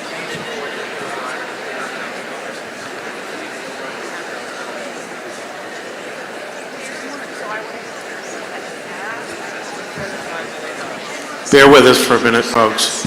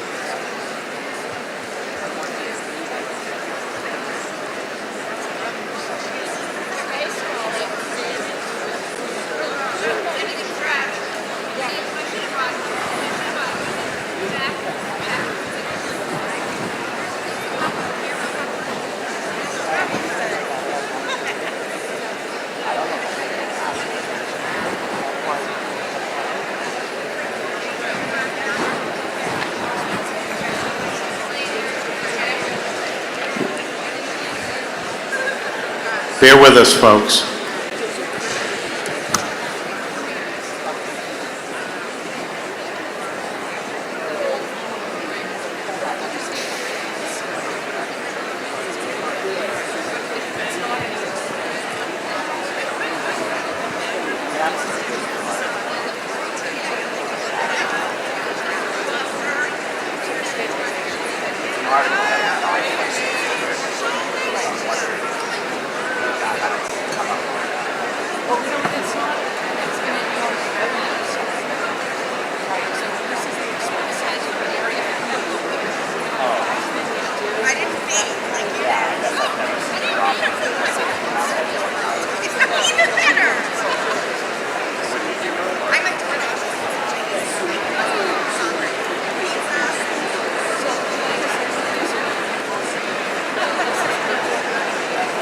thought we were gonna be talking about the override and stuff.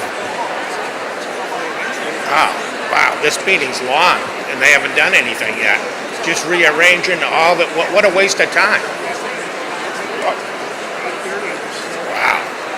It'll definitely be 2 nights.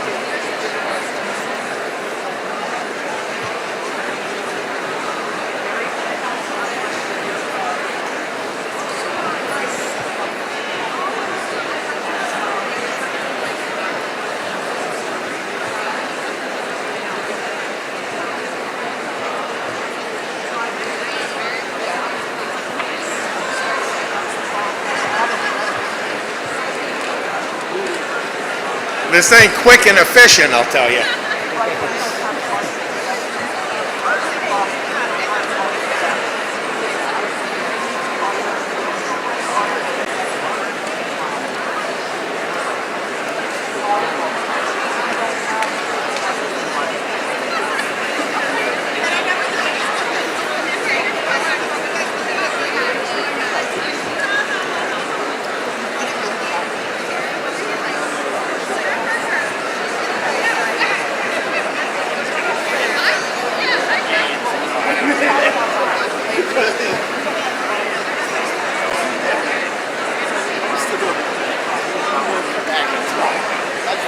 How you doing?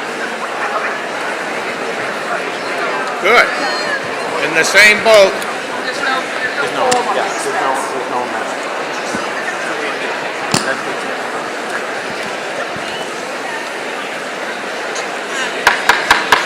You could find your seats, please.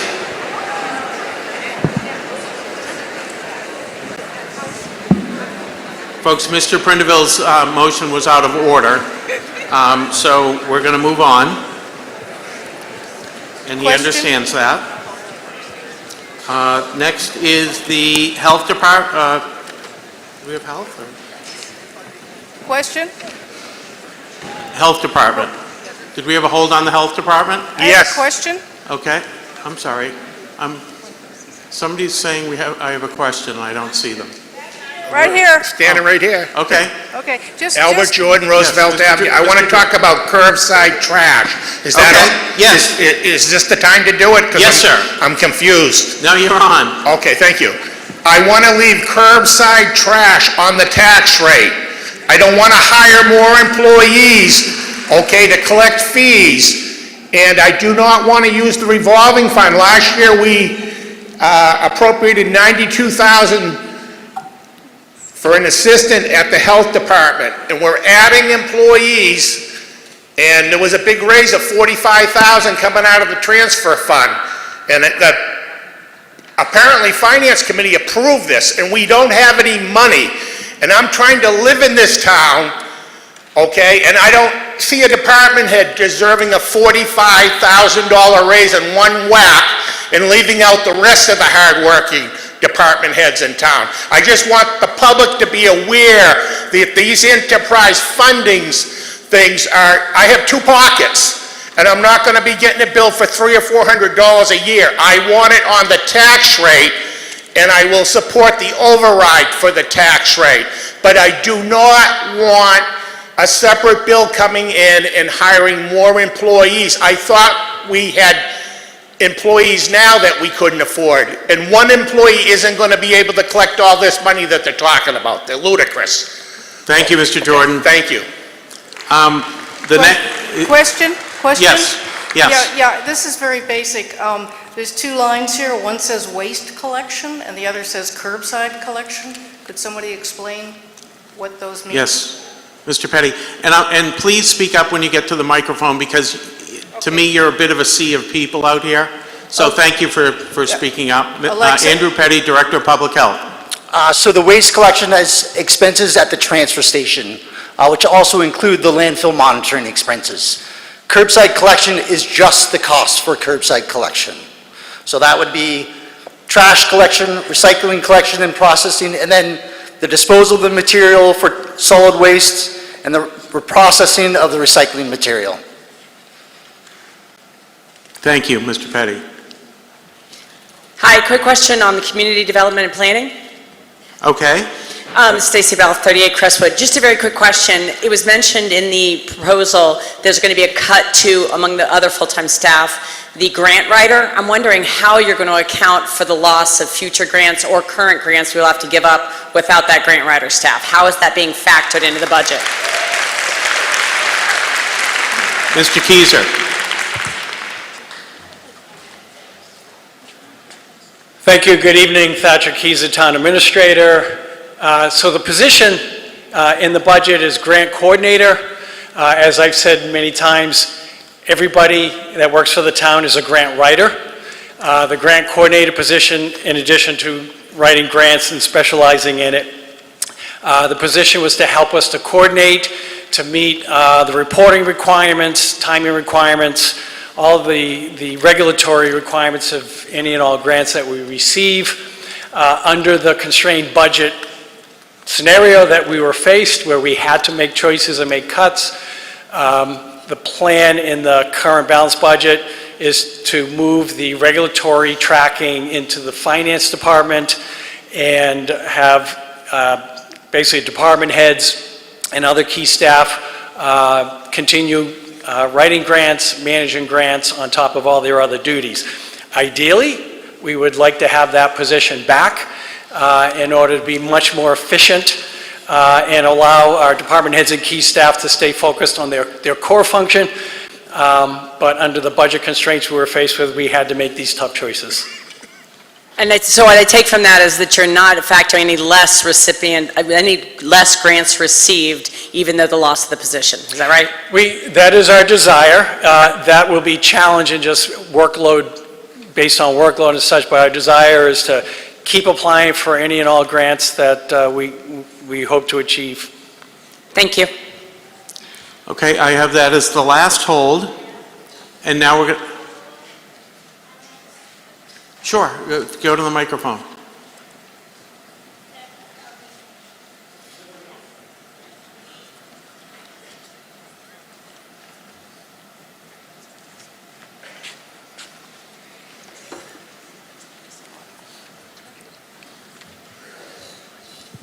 Thank you, Jack. Cindy Tower Lowen, 12 Trinity Road.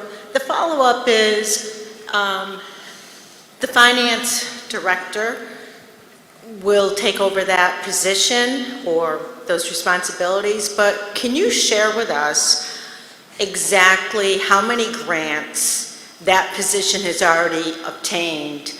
Because personally, I feel that this is one of the budget items that should not be cut, or in terms of the salary position. So could you share the numbers, the amount of money that, and the type of grants that have been brought in because of that position? Yeah, and I don't have a printout of all the exact numbers, but within Community Development and Planning Department, over the last year and a half or so, when we've been tracking relative to the 3A question, they applied for nearly 4 million grants that we didn't receive. I have the director right here with the numbers. You want to give the numbers? Or? Sure. Okay. I don't know. Well, since the department's been created in fiscal year 2025, the department has secured 1.9 million in grant funds for the town, which is essentially a net gain for the community of 769,000, or I'm sorry, a net gain of 1.7 million for the town. So, thank you. And so we're expecting the finance person to actually secure at least that, if not more, and especially if we're in compliance with 3A going forward. You know, it's just another position that I think needs to be reevaluated here, as opposed to chopping it off. Thank you. Okay, we've covered all of the holds, and we're going to go to the vote on the silos. No. Oh, yes, ma'am. Library hold, Marta Bach, 11 High Street. And your hold was on which The department? library. Okay. So I'm really confused. Is the library budget that we're voting on this really diminished funding? So that we're puts voting it on the in- budget, Which, I'm asking if what we're voting on is the diminished projection that puts our library at risk. yes, we're voting on the 2027 budget, which is from available funds. Article 29 is the article that would, if passed here and at the ballot, would give additional funding back to the general fund of the town. But right now, we need to vote on a budget that's based on available funds. Thank you. Thank you. Okay, so we're going to go to, yes. May I just make one comment? Which part of the budget? Generally, on the whole thing? Is there a role? Sure. Okay. So, Kate Thompson, Bouvier Road, just wanted to point out, Article 23, obviously, is the operating budget for the whole town. And building a balanced budget like this has been a months-long project on behalf of all of our department heads in this town. They are the experts. They are competent professionals, and they have worked as a team to bring us what they think the best solution is for this incredibly difficult situation. And I just want to compel this room to understand and consider the fact that they are already stretched incredibly thin.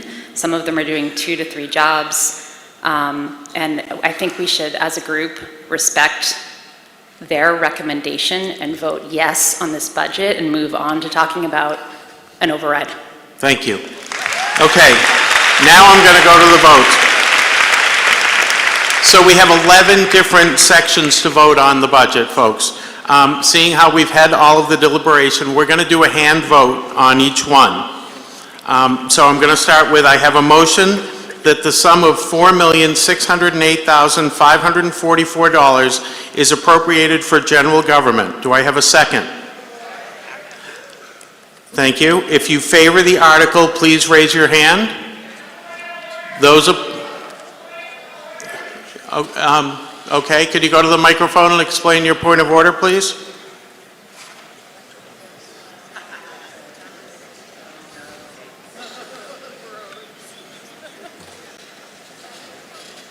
John DiPiano, 6 Traeger Road. As a point of order, Mr. Attridge, why are we not using our technology?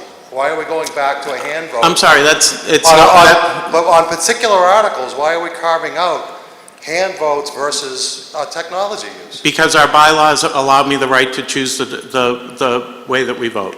And that's it. That's it. So and it's really not a point of order. May I ask why you chose a hand vote on these particular articles versus the balance of articles? In the spirit of time. Well, in the spirit of it's really not a debate, Mr. DiPiano, but thank you. I know that from experience, Mr. Okay, it's been moved and I have a second. As many as favor the article, please raise your hand. Those opposed, the motion passes. I have a motion that the sum of $11,871,711 is appropriated for public safety. Do I have a second? Thank you. If you favor the article, please raise your hand. Those opposed, the motion passes. I have a motion that the sum of $47,620,287 is appropriated for the school department. Do I have a second? Thank you. If you favor the article, please raise your hand. Those opposed, the motion passes.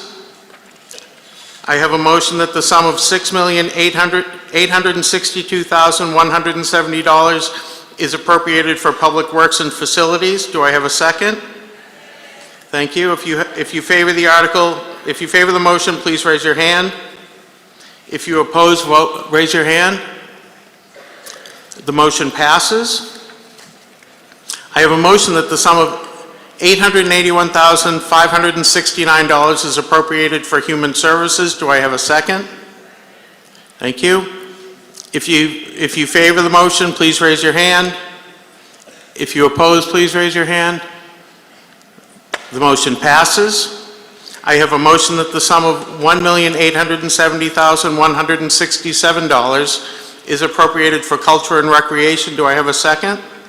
Second. Thank you. If you favor the motion, please raise your hand. Those opposed? The motion passes. I have a motion that the sum of $11,496,009.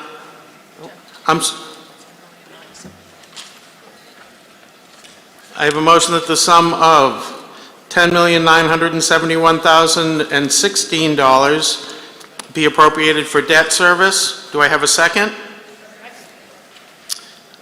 As many as favor the motion, please raise your hand. Those opposed? The motion passes. I have a motion for the sum of $24,965,092 is appropriated for other general government. Do I have a second? Thank you. If you favor the motion, please raise your hand. Those opposed? The motion passes. I have a motion that the sum of $4,799,291 is appropriated to the sewer department. Do I have a second? If you favor the article, please raise your hand. If you oppose, the motion passes. I have a motion that the sum of $6,865,301 is appropriated for the water department. Do I have a second? Thank you. If you favor the motion, please raise your hand. Those opposed, the motion passes. I have a motion that the sum of $1,669,500 is appropriated for the harbor department. Do I have a second? Thank you. If you favor the motion, please raise your hand. Those opposed, it's a vote and the motion passes. And to pay for appropriations in the amount of $122,984,648 to be raised, appropriated, transferred, or otherwise provided as follows. Raise and appropriate $87,869,977. Curbside trash fee or general property tax override $2,186,516. Transfer $9,000 from the Conservation Commission Fund to supplement the general fund.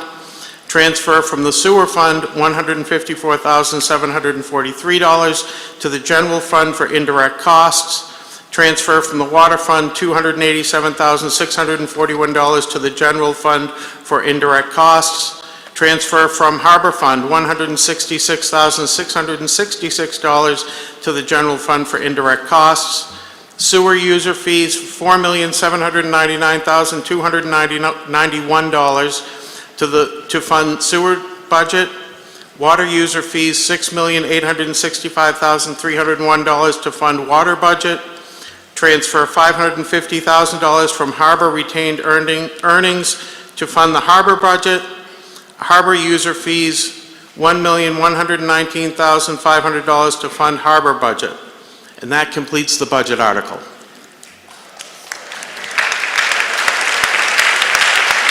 Article 29, supplemental appropriation and expense of several departments.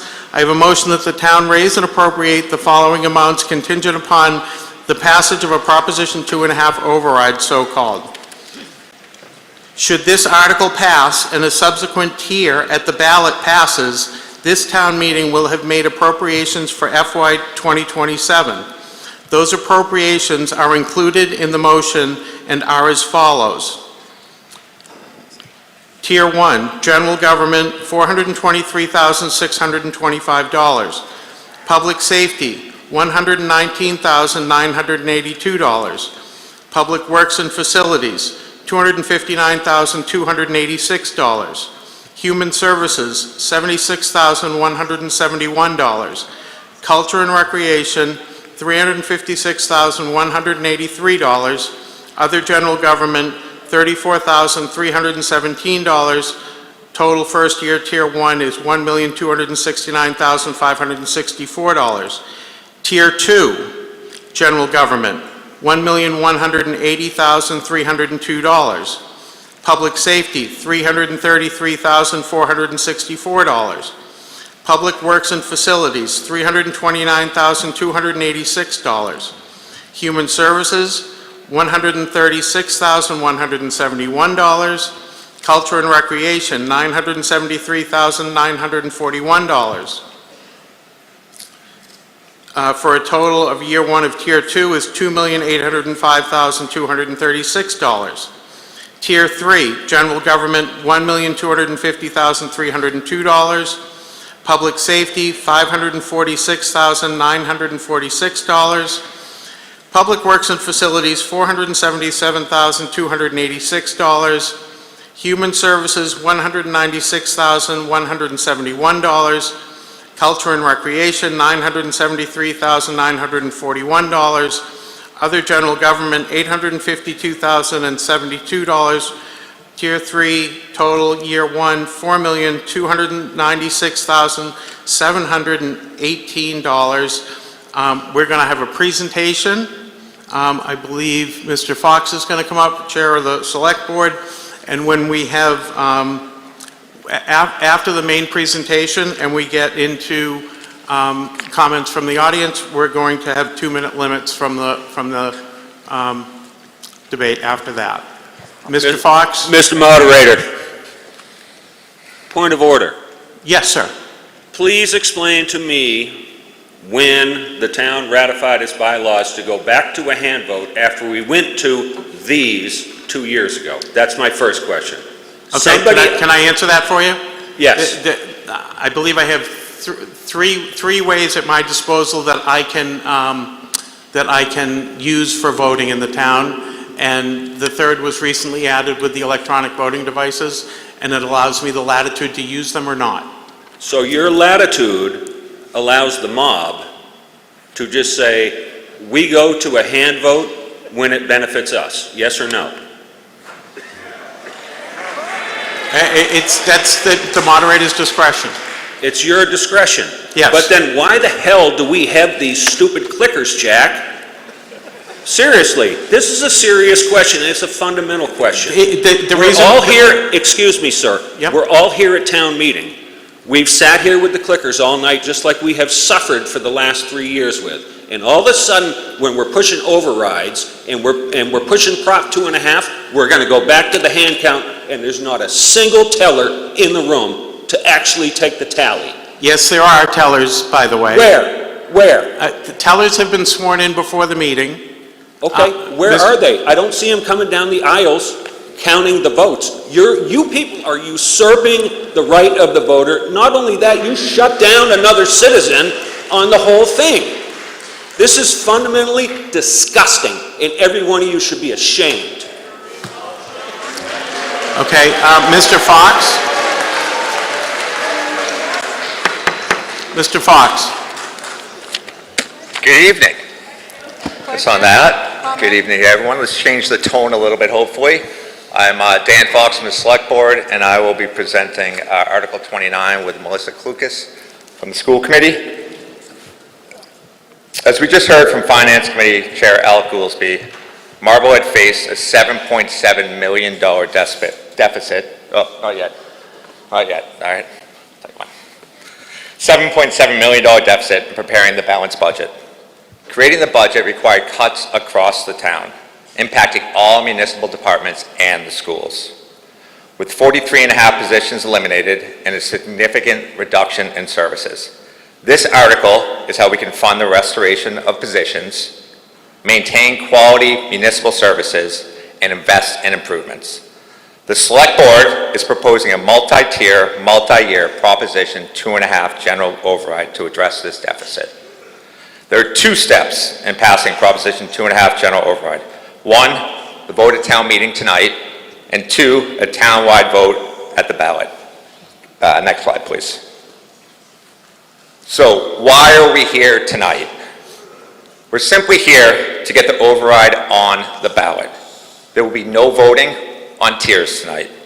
A yes vote on Article 29 puts the tiers on the June 9th ballot. The specific motion, as Jack just discussed, Mr. Moderator, before town meeting is to allocate or appropriate funding to the fiscal year 27 operating budget. In other words, you are voting on a budget that will be used if the override passes.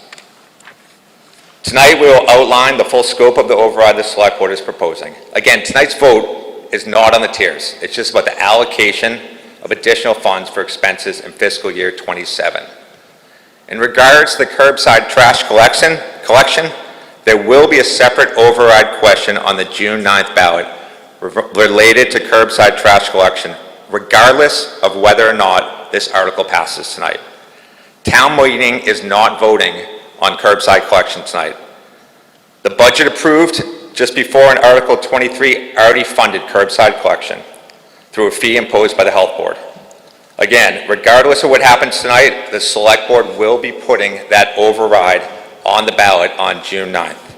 And that gives the voters, excuse me, that gives you the voters a chance to weigh in on how we pay for curbside collection. If you approve a curbside collection override, that will replace the fee. Next slide, please. Marblehead has not passed a general override since 2005. And, as Alec discussed before, the Finance Committee has warned a town meeting year after year that our revenue is not keeping pace with expenses. In confronting the budget, the Select Board agreed that Marblehead needs an override to address these fiscal pressures that are driving a growing deficit in the operating budget.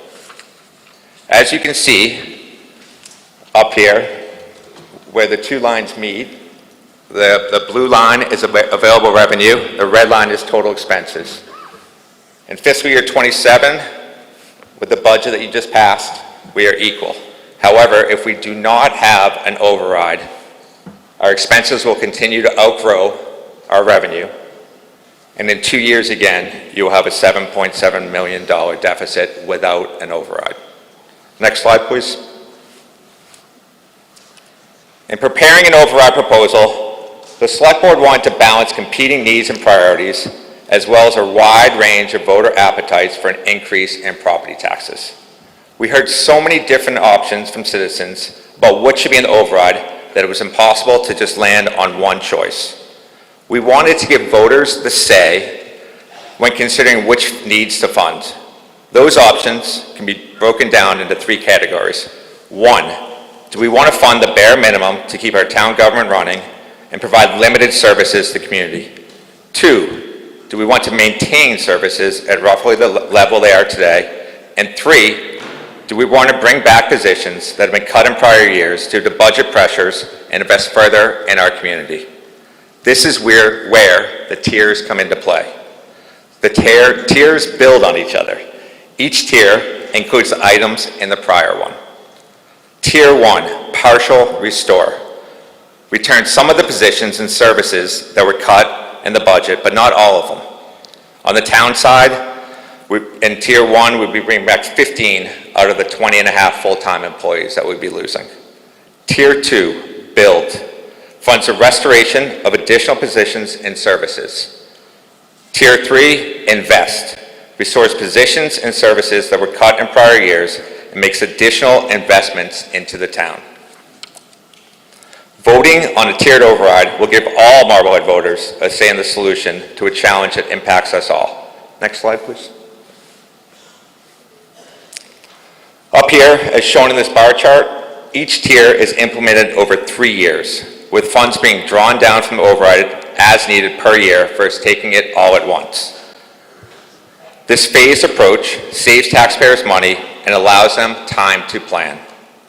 This chart shows exactly how the override draws work across all 3 tiers and when your taxes will increase. I would think of each bar as representing a bucket. The red portion at the bottom is the first year's draw. The dark blue is the second year. The light blue is the 3rd year, and the total height of each bar is a full override amount for that tier. So for example, in Tier 1, Year 1 is 1.3 million, Year 2 is 5.3 million, Year 3 is 2.4 million, totaling a total of 9 million. A few things to note here. First, the first year draw is deliberately modest, with 1.3 million in Tier 1, 2.8 in Tier 2, and 4.3 million for Tier 3.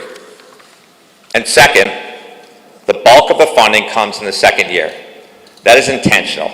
because that is when the schools face a projected $4 million deficit.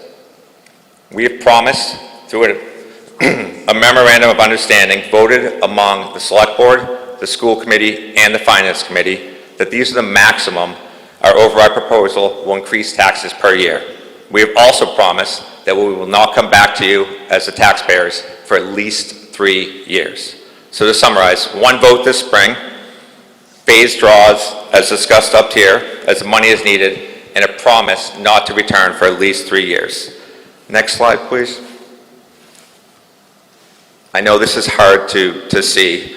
However, tonight is about getting this on the ballot, and you can hopefully decide which tier you want at the time. So getting into the specifics of the 3 tiers, I'm going to explain them to you. Tier 1, as discussed, is a partial restore. This restores a portion of the positions and services that were eliminated to balance the budget and funds the reduced level of services through year 3. This is what the other tiers build on. As you will see, there's a checkbox in Tier 1. If each tier after that continues on, those checkboxes do not disappear, they continue on in each tier. Tier 1 does not bring back everything that was cut to balance the budget.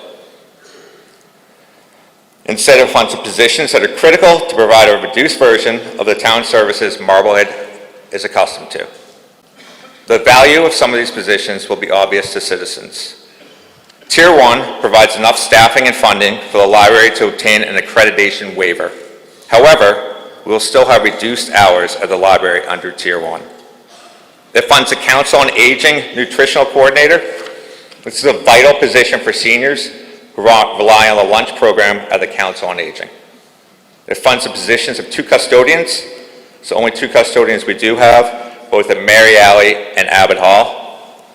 It funds the Police Department's Student Resource Officer, or SRO, and this is a key position for successful community policing.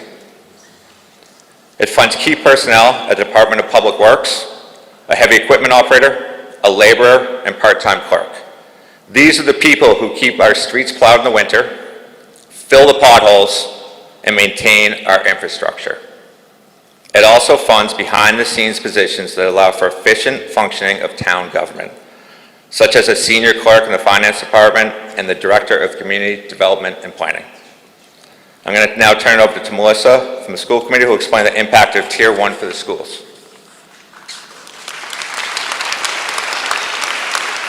Thanks, Dan. The Tier 1 request is different for the schools because, as Alec talked about earlier, the superintendent has not recommended restoring any of the 18.25 FTEs that were cut to balance this year's budget. Enrollment has declined in the Marblehead Public Schools, as it has in many communities across the Commonwealth due to demographic shifts. District leadership is working to ensure staffing levels in our schools adjust appropriately to that decline. The Tier 1 override would fund salary obligations for that adjusted staffing level in FY '28 and '29. As discussed, we project a $4 million operating deficit for the schools next year. This override will help prevent the need to reduce another 30 to 50 positions in next year's budget, which would be on top of the 18.25 that are being cut this year and not returned to the budget. Also funded by Tier 1 are positions that were moved out of the general fund and into revolving funds to reduce this year's budget. The revolving funds cannot support these positions long-term, and Tier 1 would return these positions to the general fund over FY '28 and '29. To avoid deep staffing cuts in the near term, the schools are using $1.5 million in available funds to prepay this year's out-of-district special education tuition, which is the cost of placing students who require specialized programs outside of Marblehead. This is a one-time option that reduces this year's budget gap without additional taxpayer cost, and it buys time by spreading the override ask across 2 years rather than front-loading the full amount in year 1. With that, I'm going to turn it back to Dan to talk about Tier 2. Tier 2 is build. This tier, as I said before, includes everything that was funded in Tier 1, plus additional positions and services. Tier 2 restores positions to the budget, but it also brings back positions or services that have been eliminated over the past several years due to budget pressures.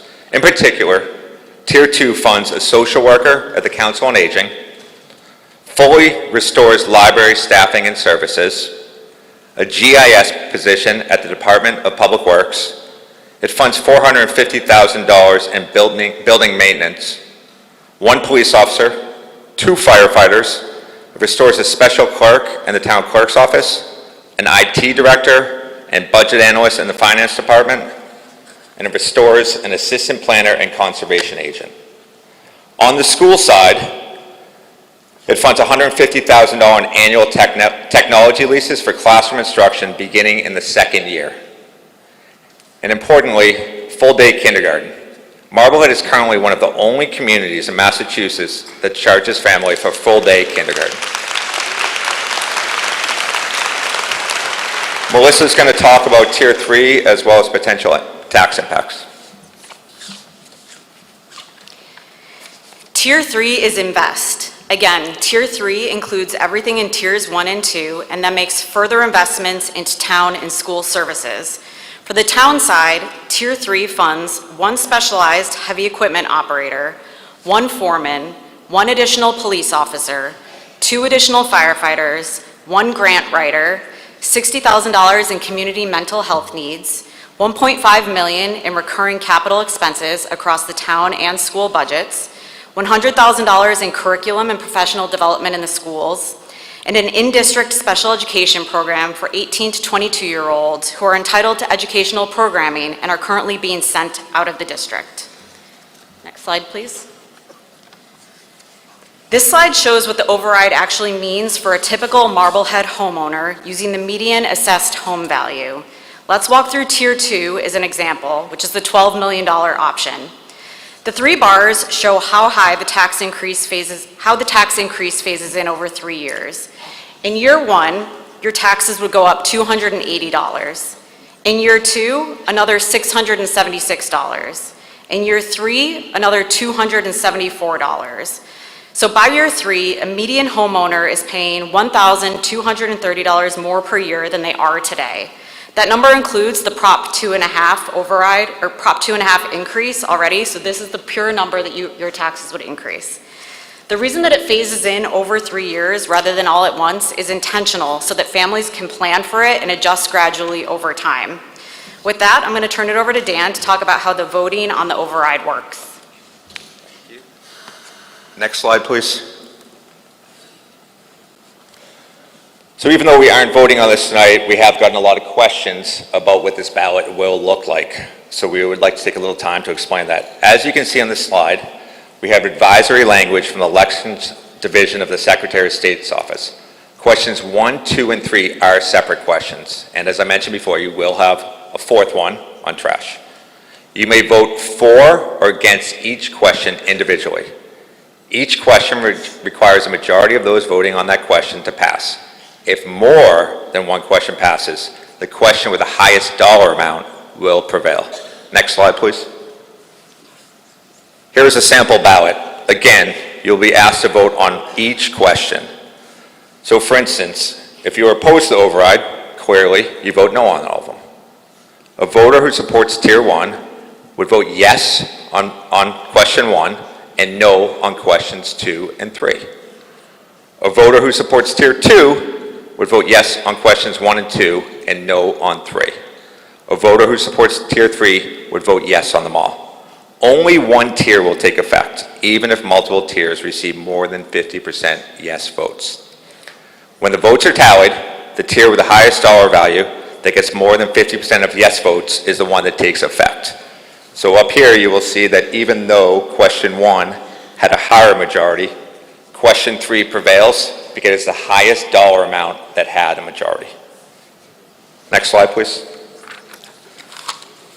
All right, back to the vote tonight, back to why we're here. So Jack has already done this motion.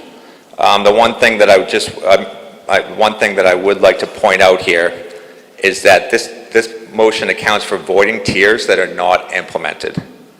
So if Tier 3 passed, the allocations that you're looking up here would be voted for Tier 1 and 2. If Tier 2 passed, their contingent allocations would disappear. Next slide, please. So what does this mean for Marbleheaders? A no vote tonight or at the ballot in June means that the cuts detailed in Article 23 presentation of the balanced budget will take effect. Among those, a library that is open 3 days, no school resource officer, increased overtime costs, 43.5 positions lost across all departments, including schools, as well as other services. I want to be very clear here. A no vote tonight means that the cuts that we are outlining will go into effect July 1st. These are real people, real services that many of us depend on in this town. Furthermore, a no vote means a $4 million deficit for the schools next year, plus a growing deficit in town expenses. In a fiscal 28 budget process that will bring more cuts and reductions to our schools and town. A yes vote tonight advances a solution to the ballot on June 9th, where voters will have the opportunity to weigh on and which of these options they want. This vote is about deciding what Marblehead we want, for us, for our children, and for the future. I ask you to vote yes on Article 29. Thank you. Thank you, Mr. Fox. Thank you, Ms. Klukas.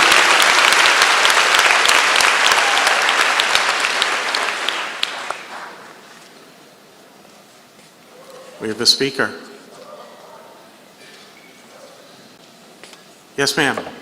Hi, I'm Beck Capola. I live 30 Beverly Avenue. I want to come up here tonight and reiterate how deeply important this article is. Its outcome will affect every single Marbleheader, voter or non-voter, adult or child. This is a decision that deserves the full due process of a townwide ballot vote in June and not one to be decided upon by the only small percentage of people who are able to come here tonight, although this attendance is impressive. Whether you're here because of the Council on Aging, the library, Park and Recs, our other municipalities, or for me personally, the loss of $3.7 million from our school budget, Marblehead cannot be a strong and affluent town if our systems that support us, that teach us, that care for us, that protect us, are gutted, crumbled, and depleted. It's time for a change, it's time to prioritize, it's time to dig ourselves out of the mud and set Marblehead up for thriving success in the future. Please support taking this to the ballot in June. Please allow the thousands of voters their right to have a say in their future. Thank you.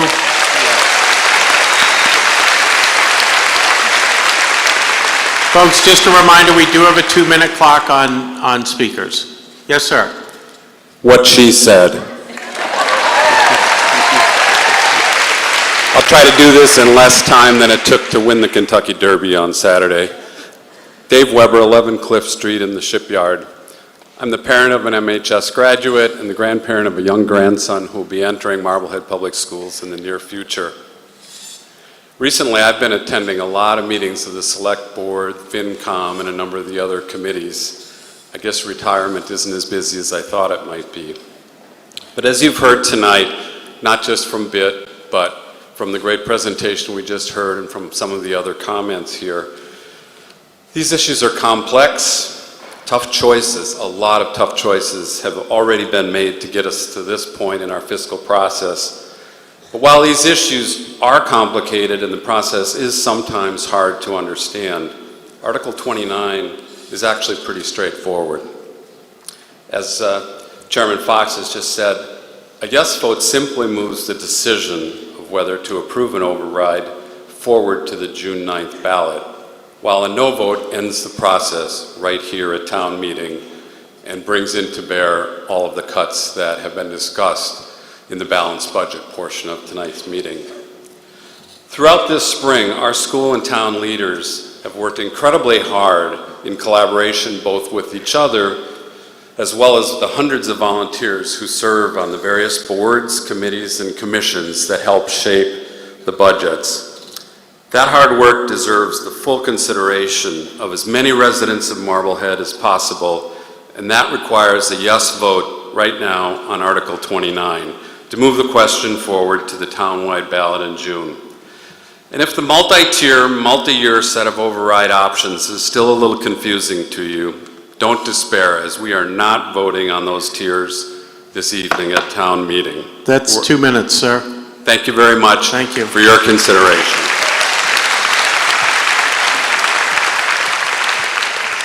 This microphone over here, please. Bonnie Carey, 24 Shepherd Street. I grew up here, and the summertime, I was always at the Park and Rec. I was one of Sean Casey's park rats. I always went skating with Bud Orrin on every Sunday. I did town softball, and I was even a town Park and Rec counselor. The town in Marblehead had volleyball for adults, and that's where I met my husband, Bruce. We have 2 kids. They both went through Marblehead school system. They went to college. They're still in college. Bruce has been a town employee for 11 years. His job is going to be eliminated unless the override passes. He works at Abbott Hall and is an essential worker. Thus, I would like to say thank you to the Highway Department for clearing the roads as I leave for work at 5:30 in the morning, as I'm an essential worker too, and I work on weekends. Closing the COA is an outrage, as many programs, painting, exercising, playing cribbage, to name a few. Also the COA van, who take the older people to doctor's appointment, market basket, or special events. And for the safety of our town, we need firefighters and police to help us with medical emergencies, car accidents, or a fire. I will never forget Engine 2 coming to my neighborhood and doing CPR on my neighbor. And then I had to call 911, and I lived down the street from the ambulance. The dispatcher stayed on the phone with me in case I had to do CPR. The fire and the police department got there before the ambulance. What's going to happen if the override doesn't pass? Not enough people to plow, the park kids, no more Park and Rec summer programs, nothing for the senior citizens. And if we vote no, what happened to the town I grew up in? That's 2 minutes, ma'am. Okay. Thank you.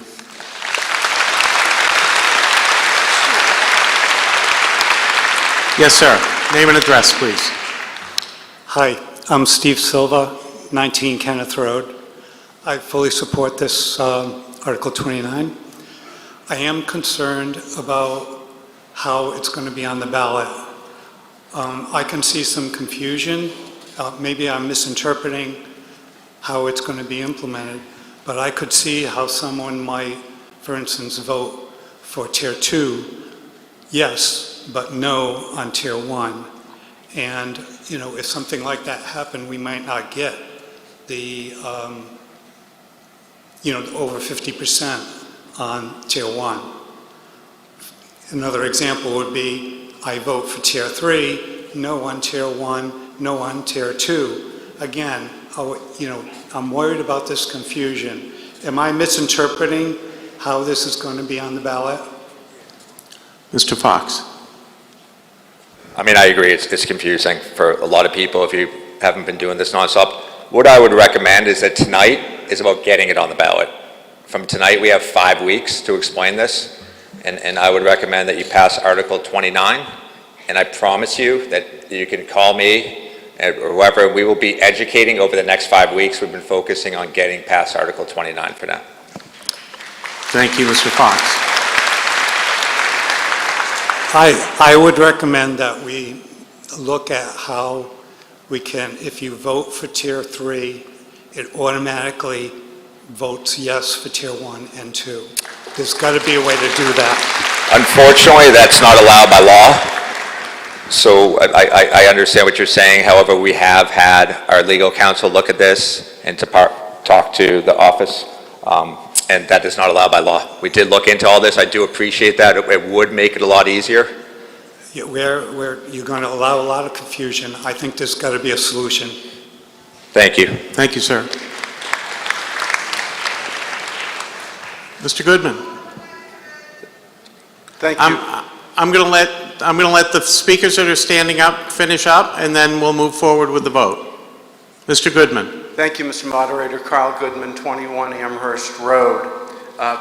First, and I'll warn you there is a however, I want to commend the Finance Committee, the Selectmen, and the School Committee for what was obviously very difficult work to come up with any possible solution.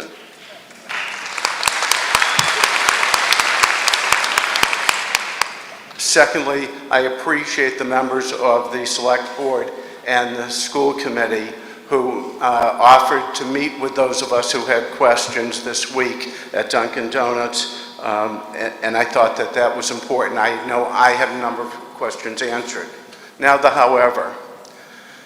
I'm concerned about the structure of what is essentially 3 separate overrides for fiscal 27, 28, 29.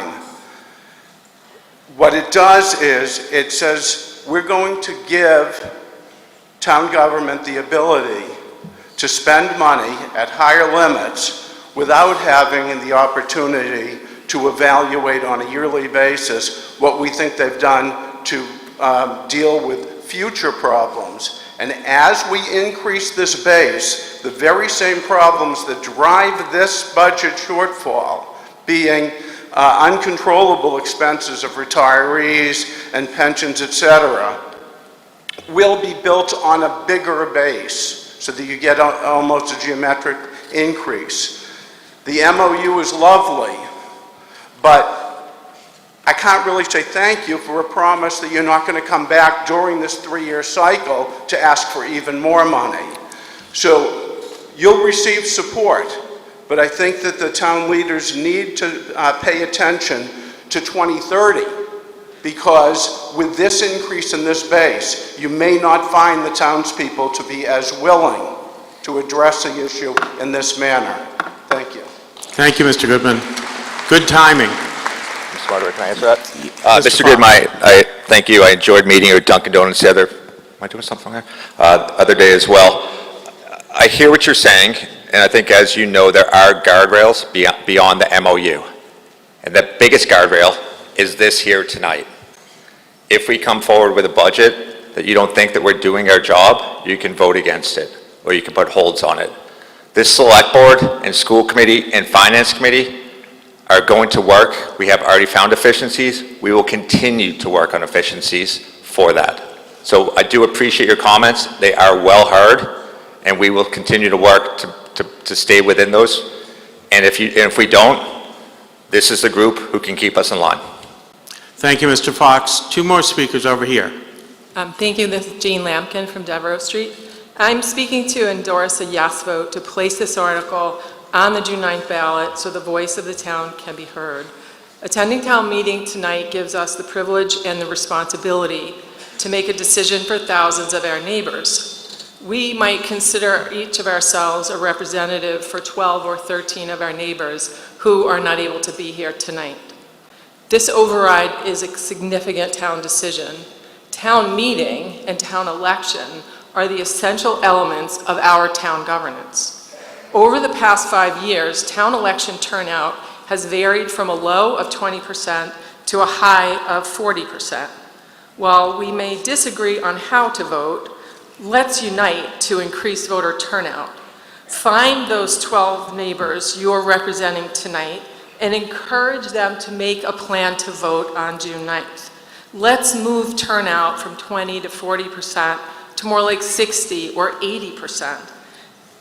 If we get everyone to turn out to vote, it would be a lovely way to celebrate our nation's 250th anniversary and honor our town's even longer history, realizing that I feel like we've been here since the first one, but I think this is the 377th town meeting. So let's keep it going. So let's make democracy work for Marblehead by voting yes tonight and turning out on June 9th. Thank you. Last speaker. Yes, ma'am. Yes, Llewellyn Finch. Llewellyn Finch, 56 Elm Street. The thing I wanted to mention is I think something really needs to be done about the assessing. The gentleman who spoke earlier in the evening is absolutely correct. There's no rhyme or reason to the assessments the way they're done in this town. I've checked 85 streets at different levels of valuations of houses and land. and they're insane. The historical district gets assessed very heavily. Tiny properties, small houses, and we get enormous assessments. And then you move up to the higher levels and the assessments are nowhere near as bad. I just want to give some examples. My house is 960 square feet. It's in the historical district. It's assessed at $205,000. Another house further uptown, 2,190 square feet, is assessed at $112,000, and it's the same type of house as mine, on what they call an old house. And then there's another house in a very luxurious part of town, 1,900 square feet, and it's only assessed $221,000. There's no rhyme or reason to this. And I think really the way we assess in this town needs to be looked at. Thank you. Thank you, ma'am. Okay, we're going to go to the vote. We are going to use our electronic voting devices.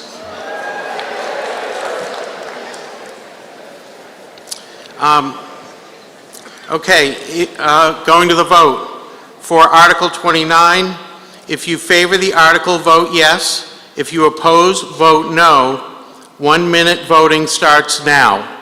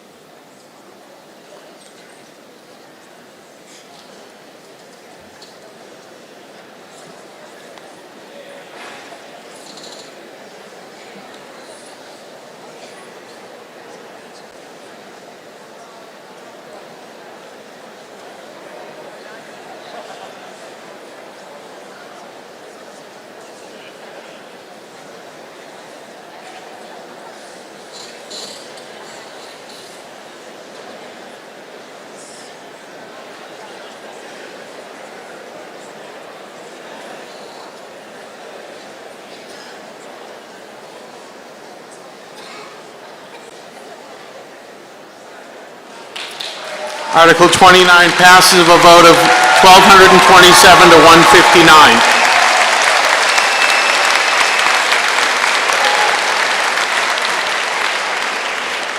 We're back to Article 3. This happened last year. These are consent articles.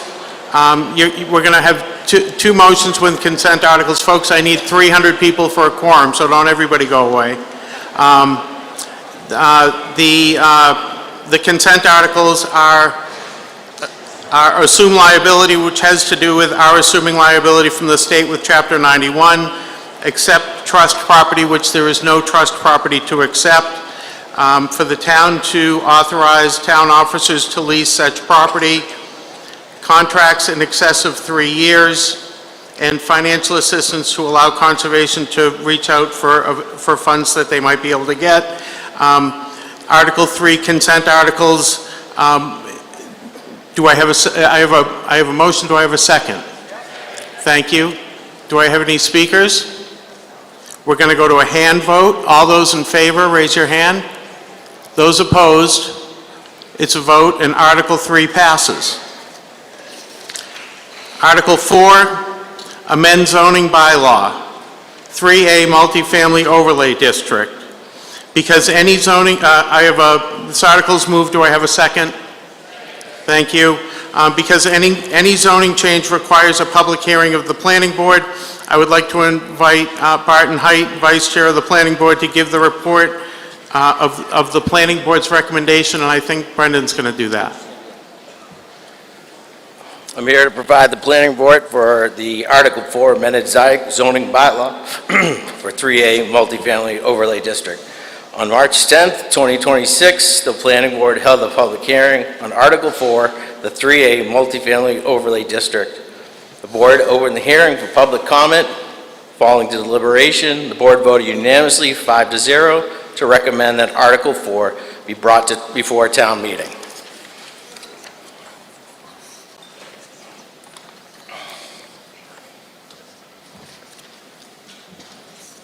You don't have the presentation?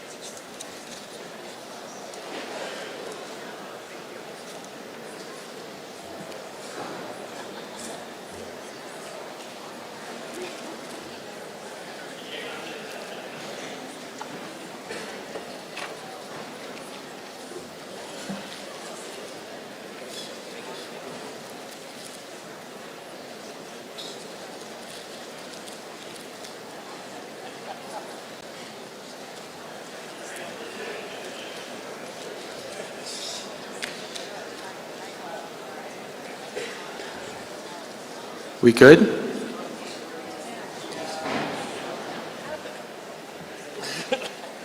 All right, let's try this from the top. All right. Thank you all for being here tonight. This year, unlike previous years, we'll be giving a brief overview of Article 4, the 3A multifamily overlay district. The purpose of this article is to comply with the state's MBTA 3A rezoning requirements, which creates a zoning district in Marblehead that allows multifamily housing by right. I'll start with a brief introduction, walk you through the proposed zoning subdistricts, and then if needed, open it up for discussion. Next slide, please. Shortly after the referendum, the town formed a working group to develop a plan that brings us into compliance with MBTA 3A zoning. At the same time, the group focused on community concerns, zoning locations, density, and traffic to create a plan that complies with state requirements while respecting Marblehead's character.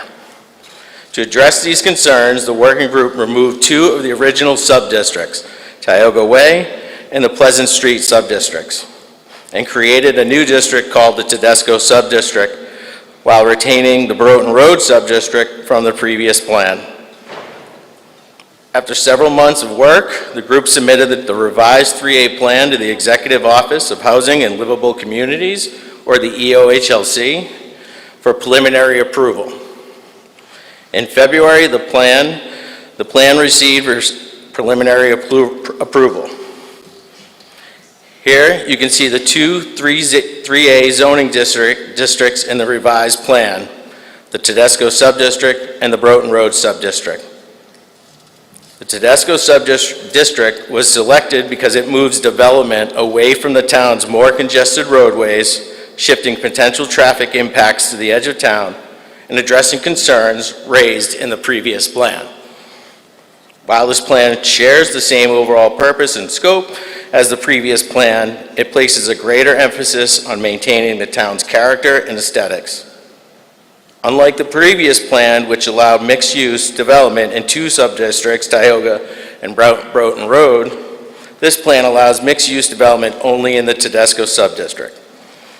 Additionally, the plan includes specific architectural guidelines covering roof pitch, window types, clapboard siding, and the requirement to submit a landscape plan. These measures are designed to preserve Marblehead's visual identity. Here is the Tedesco subdistrict. The Tedesco subdistrict consists of two parcels, the Tedesco golf course parcel located in Marblehead and the parking lot parcel across the street from the Tedesco clubhouse. The town is required to zone for 897 units. And the Tedesco subdistrict has a capacity of 780 units. The maximum building height is 35 feet, which is consistent with all town zoning districts except the shoreline districts. Next slide. Here's the Broughton Road subdistrict. The Broughton Road subdistrict, retained from the previous plan, consists of all of Broughton Road and has a unit capacity of 120 units. Again, the building height here is also 35 feet. Combined, these two subdistricts meet the state's requirement of 897 units. These two subdistricts make up the proposed 3A multifamily overlay district. This plan meets the state requirements, has been preliminarily approved by the EOHLC, and we feel it addresses the community concerns from the previous plan. Next slide. So as I mentioned at the beginning, this year's presentation is brief, and we're here to answer any questions you might have. Thank you. Thank you, Mr. Callahan. Yes, sir. Walter Casey, 16 Gerald Road. I have a couple of process questions. Has Tedesco agreed to this?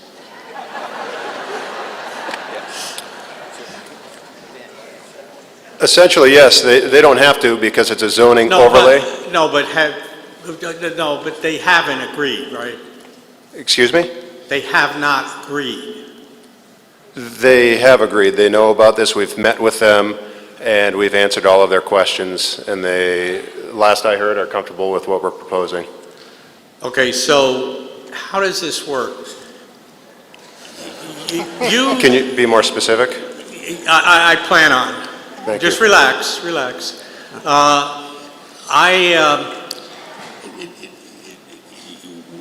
They still own the property. Yes. And they will own it until a developer comes along? They will own it until they choose to sell it, if they choose to sell it. What happens if they choose not to sell it? Nothing. What? Nothing would happen if they choose not to sell. So this is a zoning overlay. It's not a mandate to build. There's no requirement to build anything. All we're doing is creating a zone where you are allowed to build by right with this density. So if the golf course decides that they never want to sell it, then nothing will ever change. So what do we do then? Look for another 3A zone? No, we don't have to. That is not what the 3A mandate is at this point. So this isn't a true mandate? I mean... It's a zoning mandate, it's not a construction mandate. But it doesn't have to happen? Correct. All right. Thank you, sir. Yeah. Over here, please. Yes, ma'am. Yeah, hi, Alexis Soul, Front Street. I got a couple of questions. It says that if the units are built 10% affordable, that's sort of a 40B language, right? No, it's not. Under 3A, there was a maximum of 10% allowed. Maximum? In its inception, yes, and it was up to each individual town to determine whether or not they wanted to include that. So can you change that and because we need more affordable housing, not less. That would be something that would be done through a different project at a future date. It's not a part of 3A, and this compliance model is, I guess, as close to approved as we could possibly get prior to town meeting and final review.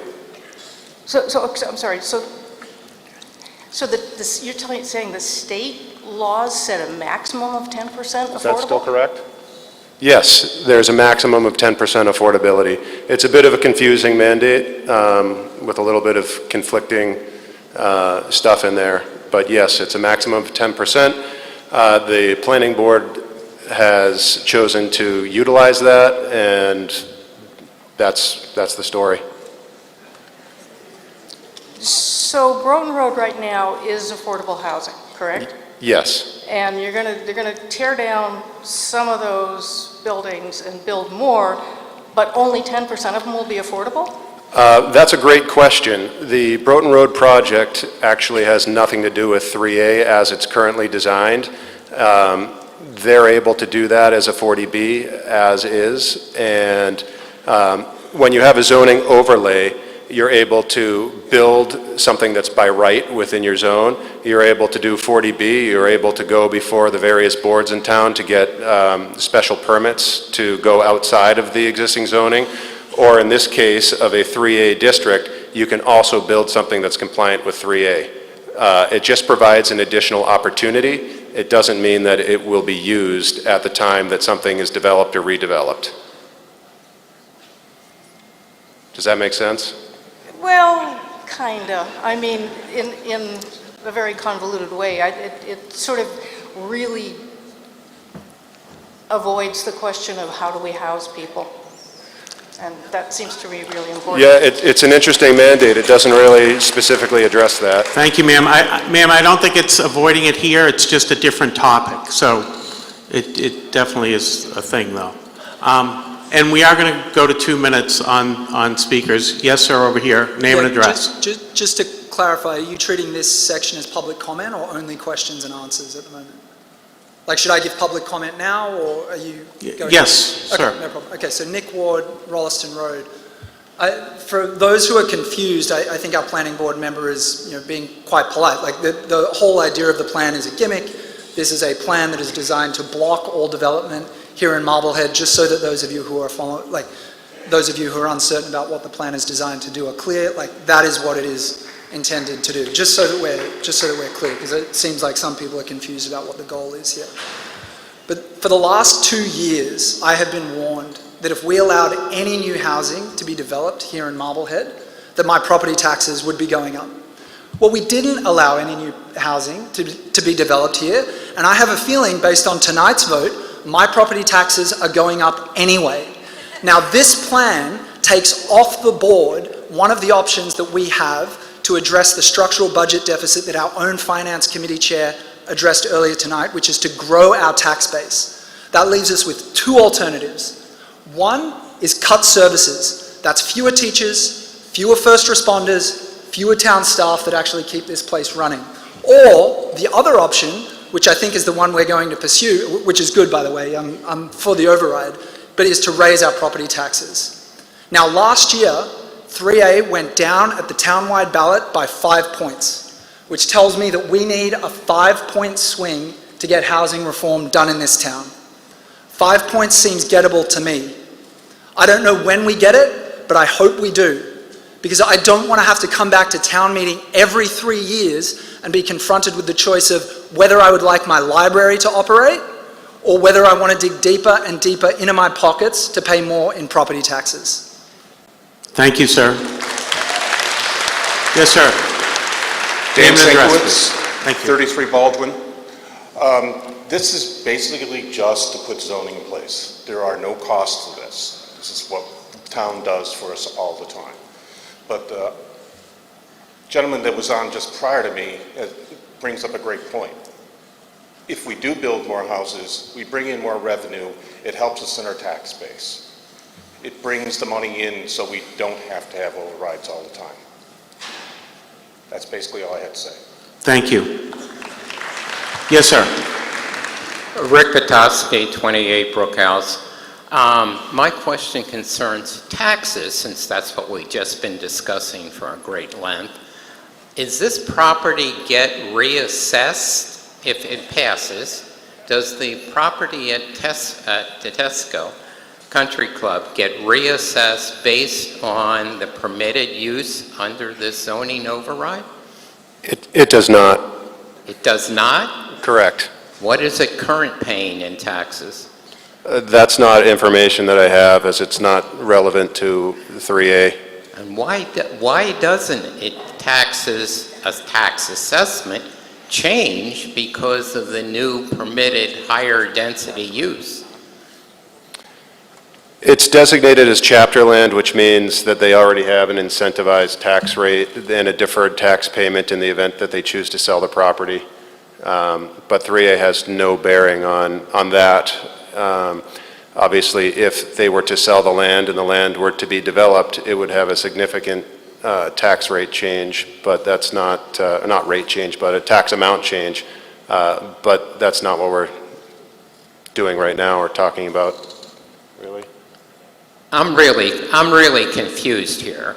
You're telling me that you're going to increase the density use of that site and change the use to residential No. at a very high density, and you're not going to change the assessed value at all? Nobody's changing the density of anything. We're providing a zoning district where by right one could do that if they chose to, but as long as nobody chooses to move forward with any development on that property, which is not required, then there would be no change to the tax basis. I'm just totally confused by that. Thank you, sir. Yes, ma'am. Name and address, please. Carol Easthope, 93 Farrell Court. I'm just adding a bit of information on Broughton Road.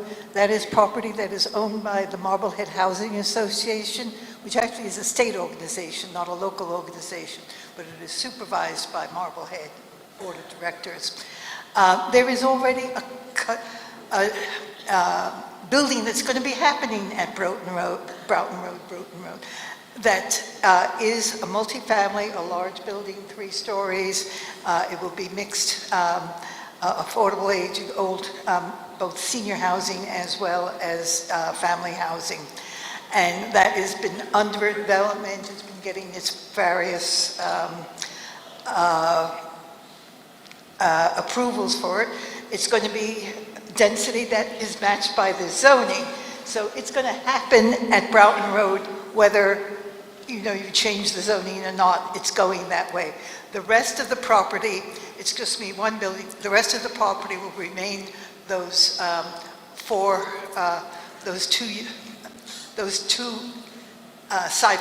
family buildings that are already affordable housing for families. So nothing is going to change in actuality by changing Broughton Road. It's just smoke and mirrors to get the affordable housing thing that we need in town to get whatever money we want from the state. Thank you, ma'am. Yes, sir. Hi. So Tedesco, that's like a... Excuse me, could I have your name and address, please, sir? David, I live on 64 Bayview Road. Yeah? Thank you. Tedesco, that's like a golf course, yeah? Are you asking me if Tedesco's Yes. a golf course? Yeah, I'm asking you, yeah. Last time I drove by. Okay, you don't have to get cute. So they're not going to build any houses there because it's a golf course. You can't have houses on a golf course. And in Broughton Road, they already got like townhouses and all that nonsense, yeah? Yes. So like, this is a way to comply with 3A without doing any of the 3A stuff? Yes, it is. We tried the other way and it was rejected. So, but like, when we're preserving like the character of Marblehead, it's like, we're selfish. We're doing a bad thing, like we're not doing any housing. Is that a question? Yeah, kinda, like, are we kinda being pricks? Like, I've... like we voted last year and it's... How many times can we... Let me just... Like, are we trying to do nothing? Because it seems like we're doing nothing. So, I'm not an expert on this. I didn't even know it was a golf course. I hadn't driven by. But, like, what are we... we're trying to make sure we build no houses? Like, I don't get it. Like, people live in houses. Sir, this is the plan before us tonight, so that's what we're voting on. Okay, I just want to make sure we're Thank voting you. on nothing substantive. Thank you. I was afraid... You're not missing anything. Okay, I appreciate it. Thank you. These will be the last 3 speakers over here. Yes, ma'am. Name and address. Samantha Rosato, 3 Martin Terrace. I'm just wondering, if we become compliant at some point with 3A, will we be able to recoup the $4 million in grants that were lost, or are those completely off the table now? we would not be able to recoup any grants that have a application window that's already closed, so likely no, but we would be eligible for the next round of grants. Thank you. And then if we don't become compliant, what is the next step that the Attorney General might take? I think it's been paused right now in advance of this meeting tonight. That's a great question.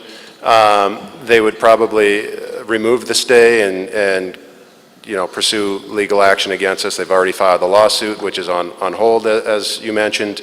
Then we would have to defend our position against the state in a state court with state-appointed judges on a topic that no other town has been successful in appealing in any way whatsoever.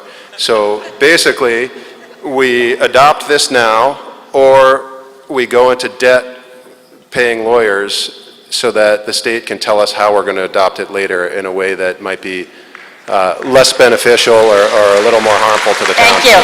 Thank you. Last two speakers. Yes, sir. Name and address. Brian Lucas, 4 National Avenue. My question is just really simple on Tedesco. I just want to understand, when we put this into effect, I understand it's a golf course, but... Could you step up to the microphone, sir? Sorry. What is the governing body of the golf course, and who gets to... Ultimately, we're giving them the ability to make this decision. So how does the governing body of the Tedesco golf course work? I would imagine there's a board that makes decisions about whether or not they want to continue operating or close down and sell their property. Okay, so let me just ask the last question here, just so we understand, because this is a very different plan from the last one. What would be, can you guess at what the value increase would be to that property? How many times more would it be worth with this put in place? I couldn't hear him. So can't hear the question. So I think you asked, what would we guess the value would be under 3A? Yeah, if they were to take this and sell this and put We wouldn't. That's not our job here. But I think also one important thing to understand is that the current zoning over there does allow single family. Okay. So and we're not here to make that determination, but that might be more valuable. Yeah, actually, that's more valuable to him. So thanks. they actually could do that. All right, thank you. Bye-bye. Thank you. Mr. Prindiville. Hi, John Prindiville, 20 Stanley Road. Can I call the question? You absolutely can. Being the last speaker, yes. Okay, we are going to use our electronic voting devices, so get them ready. If you favor the article, vote yes. If you oppose, vote no. 15-second voting starts now.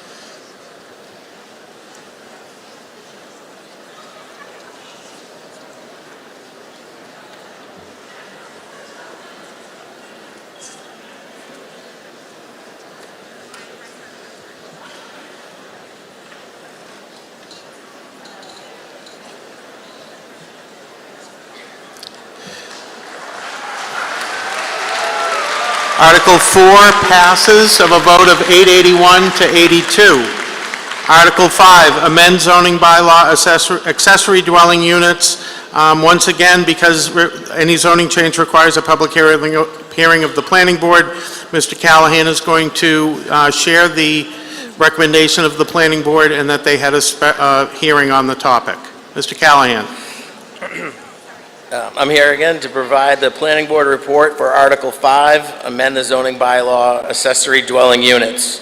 On March 10th, 2026, the planning board held a public hearing on Article 5, proposing an amendment to the town's accessory dwelling unit known as the ADU zoning bylaw. The board opened the hearing for public comment. Following deliberation, the board voted 5-0 to recommend that Article 5 be brought before town meeting. Planning Board Member Barton Height will provide a brief overview of the ADU zoning bylaw amendment. Thank you, Mr. Callahan. Mr. Height. Good evening, fellow residents. Barton Height, Alden Road, Vice Chairman of the Planning Board. Mr. Height, hold on 1 second, please. Folks, if you leave, please quietly. Thank you. Just a brief summary for everybody. For context, Marblehead's approach to accessory dwelling units began with a town-developed plan by the Planning Board and approved at town meeting. Shortly after, the Massachusetts legislature enacted a statewide ADU law, which created a few conflicts with our local bylaw. The most important element of Marblehead's bylaw is the inclusion of site plan review. Where applicable, this process gives the town oversight to ensure that an ADU is appropriate in scale and design, and that there is nothing out of character with the principal dwelling. At last year's town meeting, an updated bylaw was approved to align with the state requirements while preserving this local review process. The Attorney General subsequently reviewed and substantially approved the new bylaw, but encouraged certain further adjustments to ensure consistency with state law. By approving the current amendments, Marblehead will avoid potential future conflicts between bylaw provisions and the requirements of the Massachusetts ADU law. If these amendments are not approved, the potential for conflicts will continue to exist. Additionally, the amendments add oversight with respect to ADUs on pre-existing, non-conforming lots, which lots are prevalent in Marblehead. I urge you to support this amendment. Thank you very much. Thank you, Mr. Height. Do we have any speakers? Okay, we'll go to the vote. We are going to use our electronic voting devices. If you favor the article, vote yes. If you oppose, vote no. 1 minute voting starts now.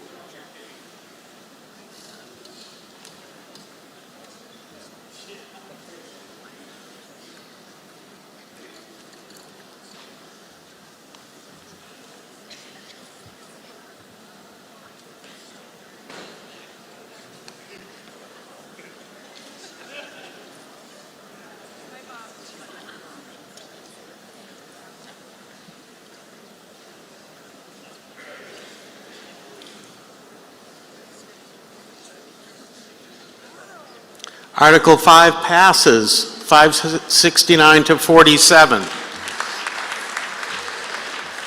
So I have 10:01 on my clock, and we probably have about an hour's worth of business left. We have twice the quorum that we need, and if I don't hear a motion to recess till tomorrow night, I'm going to keep going. Thank you. Okay, Article 6 is unpaid accounts. Is up on the board? Yep. Unpaid accounts, Alicia Benjamin, CFO. I'm sorry, the article's been moved. Do I have a second? Thank you. Alicia. Good evening, Marblehead. Every year we have this. These are invoices from fiscal year 2025 that need to be paid in fiscal year 26 with current funds. And by law, they cannot be paid without town meeting vote. They total $60,182.27 and are broken down on the screen by department.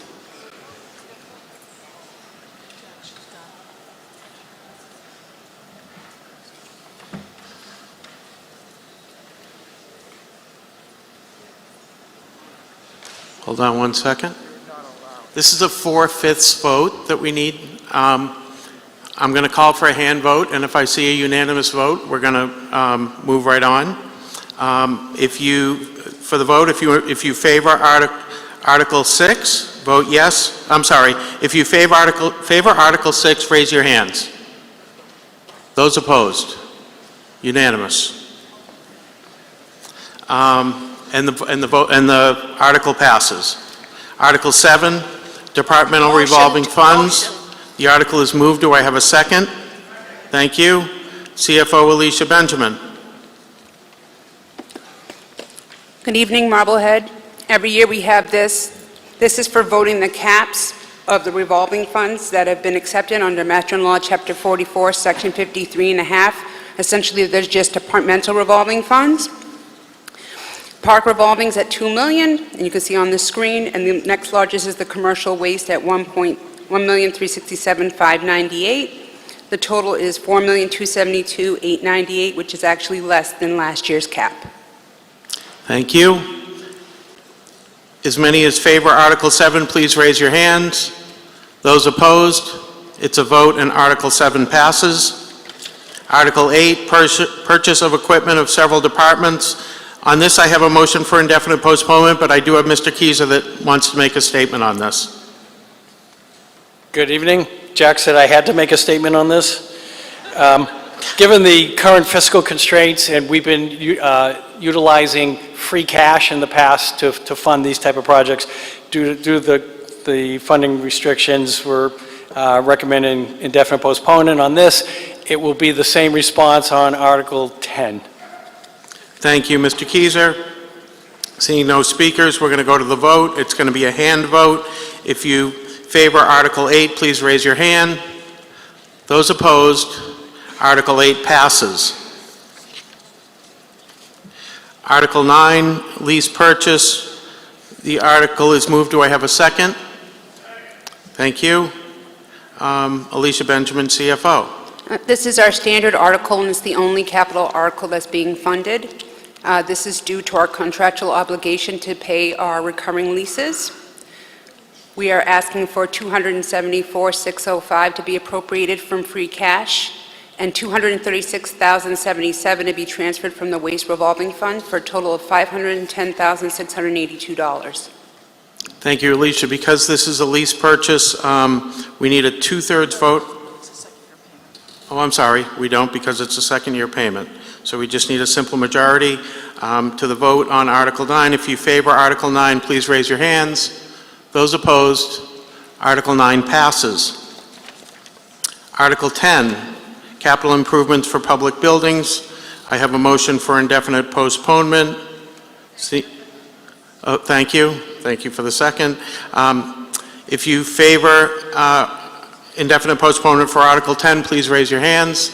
Those opposed, Article 10 passes as indefinite postponement. Article 11, walls and fences. This article is moved. Do I have a second? Thank you. Maggie Wheeler, Town Engineer. Good evening, Maggie Wheeler, Town Engineer. This is a standard article to fund the repair and maintenance of town-owned walls and fences in the public way. Funds for this article may support both engineering services and construction repairs. In some cases, that means evaluating conditions, and in others, it means stabilizing structures and fixing damaged sections.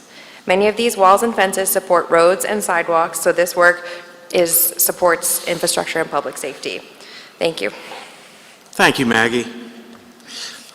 Seeing no speakers, as many as favor Article 11, please raise your hands. Those opposed, it's a vote. Article 11 passes. Article 12, stormwater construction. The article is moved. Do I have a second? Thank you. Amy McHugh, Director of Public Works. Amy McHugh, 38 Gingerbread Hill. This is a standard article that appropriates funds to be used for the stormwater system improvements, including requirements of the town's stormwater MS4 permit. The amount to be approved is $200,000 from the general fund. Thank you, Amy. Yes, we have a speaker. Susan Petoskey, 28 Brookhouse Drive. On this one, to the person who wanted to know about future town meeting accountability, this is drains, am I correct? That this is the drain budget? Yes. This is actually money that was approved at the last or only general override. And it was approved to be $300,000 a year, and each year there was to be an increase as a percent to cover inflation costs and things like that. So at $200,000, I was the person who stood up at town meeting and said, if it ever goes down, I will stand up and complain. And here I am saying this is not what town meeting voted for. And that the drain should be getting the full 300,000 because that's what town meeting voted for. Thank you, ma'am. Thank you. Okay, we're going to go to a vote on Article 12. We're going to do a hand vote. If you favor Article 12, please raise your hands. Those opposed, Article 12 passes. Article 13, consent agenda for, articles for water and sewer. Amy's going to go through the three sub-motions that we have, and we're going to vote on them all together. The article is moved. Do I have a second? Thank you. Amy McHugh, Superintendent of Water and Sewer. So these are also all standard articles. 13A is Water Department construction. It's essential upgrades and enhancements, including improvements to the water mains and related systems to ensure reliable services for the residents. The amount is $2.4 million to come out of the retained earnings from water and sewer rates, water rates. 13B is sewer department construction, another standard article, essential upgrades and enhancing our sewer infrastructure, which supports sanitary needs and environmental standards throughout the town. The amount is $2.1 million from retained earning rates. Article 13B, a standard article. This item seeks authority for the Water and Sewer Commission alongside the Board of Selectmen to resolve any claims related to the construction activities and ensuring fair and efficient handling of such disputes.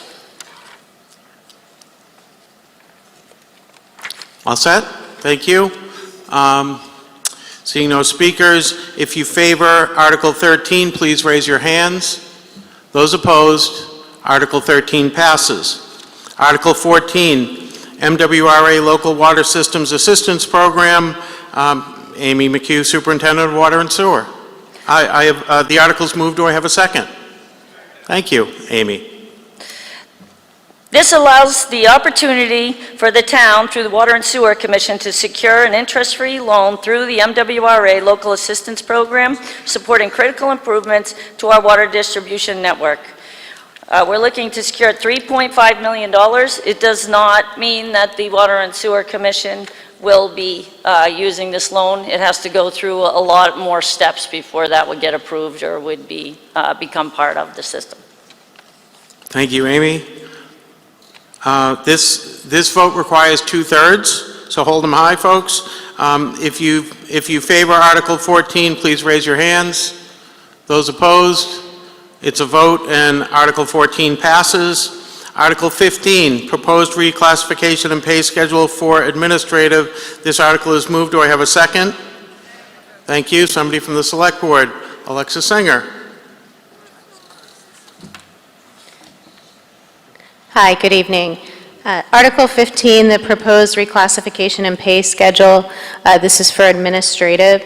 To see if the town will vote to amend Chapter 121 of the bylaws, classification and wage salary plan, by changing certain job titles where indicated and reclassify certain positions in the administrative pay schedule. To strike out the pay schedule as it relates to administrative personnel, substitute in place thereof the new pay schedules, and to transfer from available funds and/or appropriate a sum of money to make said new pay schedules effective, or take any other action relative thereto. And this is sponsored by the Select Board.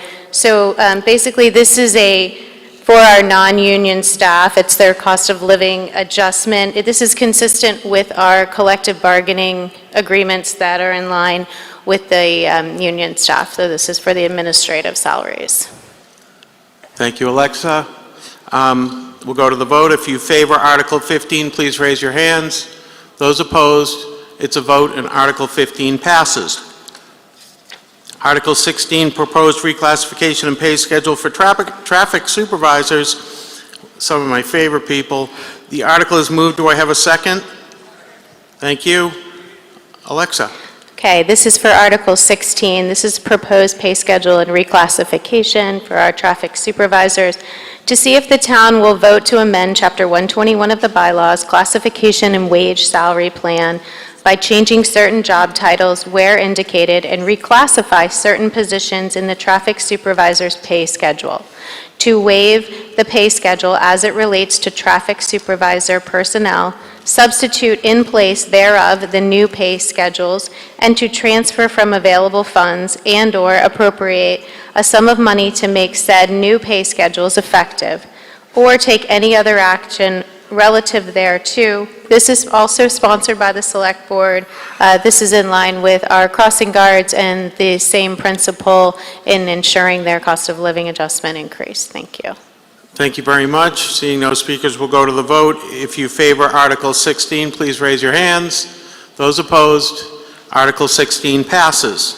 Great, thank you. Article 17, proposed reclassification and pay schedule, seasonal and temporary personnel. The article is moved. Do I have a second? It's moved. Do I have a second? Thank you, sorry. Alexa. Okay, Article 17, proposed reclassification and pay schedule, seasonal and temporary personnel. To see if the town will vote to amend Chapter 121 of the bylaws, classification and wage salary plan by changing certain job titles where indicated and reclassify certain positions in the seasonal and temporary personnel pay schedules. Strike out the pay schedules as they relate to seasonal and temporary personnel, substitute in place thereof the new pay schedules, and to transfer from available funds and/or appropriate a sum of money to make said new pay schedules effective, or take any other action relative thereto. This is also sponsored by the Select Board, and this is in line with our temporary seasonal employees, such as summer recreation, parks and rec, things of that nature, and this is the same for their cost of living increase. Thank you for considering. Thank you. We'll go to the vote. If you favor Article 17, please raise your hands. Those opposed, Article 17 passes. Article 18, compensation of town officers. The article is moved. Do I have a second? Thank you. Thatcher Keyser, Town Administrator. Good evening again. This article covers the one full-time employee who's elected, the town clerk, in order to set the salary. It represents a 3% increase in line with the other increases recently presented, bringing the salary to $97,460. Thank you, Mr. Keyser. Seeing no speakers, we'll go to the vote. If you favor Article 18, please raise your hands. Those opposed, Article 18 passes. Article 19, collective bargaining fire. The article is moved. Do I have a second? Thank you, Mr. Keyser. Yes, thank you, Mr. Moderator. Article 19 funds the collective bargaining agreement with the Firefighters Union Local 2043. We have entered into a new agreement, 3-year contract covering from July 1, 2026 through June 30th, 2029. It includes annual wage increases of 3% in the first 2 years and 3.5% in the third. In addition to wages, the agreement includes targeted updates to compensation benefits, including adjustments to detail pay, enhancements to sick leave, and the creation of a sick leave bank, updated longevity and educational incentives, and health-related benefits, i.e. cancer screening. The amount before town meeting tonight is $143,238, which represents the additional funding required for the first year of the agreement. The source of this would be from free cash. Thank you, Mr. Keyser. I see firefighter Knowles over in the corner over here, too. Seeing how we have no speakers, if you favor Article 19, please raise your hands. Those opposed, Article 19 passes. Article 20, ratification of salary bylaw. This article is moved. Do I have a second? Thank you. Mr. Keyser. So this is a report of the Compensation Committee, which I am chair, the CFO, and our health director, the other members. The Compensation Committee is actually a function of town meeting, which controls the classification schedule of employees. but the Compensation Committee is authorized under bylaw to take actions during the course of the year to be ratified under this article. During the course of the past year, from May 2025 until April 2026, the committee took the following actions.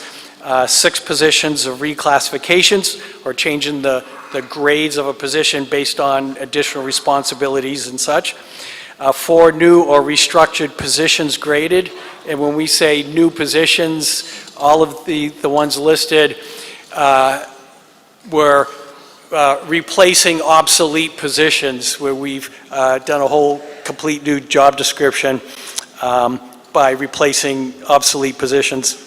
1 title change, and 10 job description updates with no grade change. Thank you, Mr. Keiser. I don't know if that's a speaker. No? Okay. Seeing no speakers, we'll go to the vote. If you favor Article 20, please raise your hands. Those opposed, Article 20 passes. Article 21, Essex North Shore Agricultural and Technical School District. The article is moved. Do I have a second? Thank you. We have Mark Strout, the Marblehead representative to Essex Tech and Essex Tech's School Committee chairperson. Thank you, Mr. Strout. I love this show right here. Hi, everybody. Mark Strout, 40 Maple Street. I'm the chairperson of the 20-member school committee for your Essex North Shore Agricultural and Technical School District. Each year, I like to give an update as to our progress at the school, and I promise to be brief. Essex Tech currently serves 1,926 students and offers 26 career, technical, and agricultural programs on our 166-acre Danvers campus, containing 16 buildings and close to 1 million square feet of shop and classroom space. This year, we had over 1,500 students apply for next fall, and we recently accepted 500 members of the class of 2030. Tonight, I am most pleased to announce that of the 28 vocational technical schools serving the Commonwealth, Essex Tech is the second most affordable. I am also pleased to announce that our administration has this year secured $4.6 million to date in competitive grants, with another $9 million pending, which will hopefully bring us a grand total of $13 million. We have been extremely fortunate to have continued support from our state leadership and private entities so that we may continue to provide exceptional career, technical, and agricultural education on the North Shore.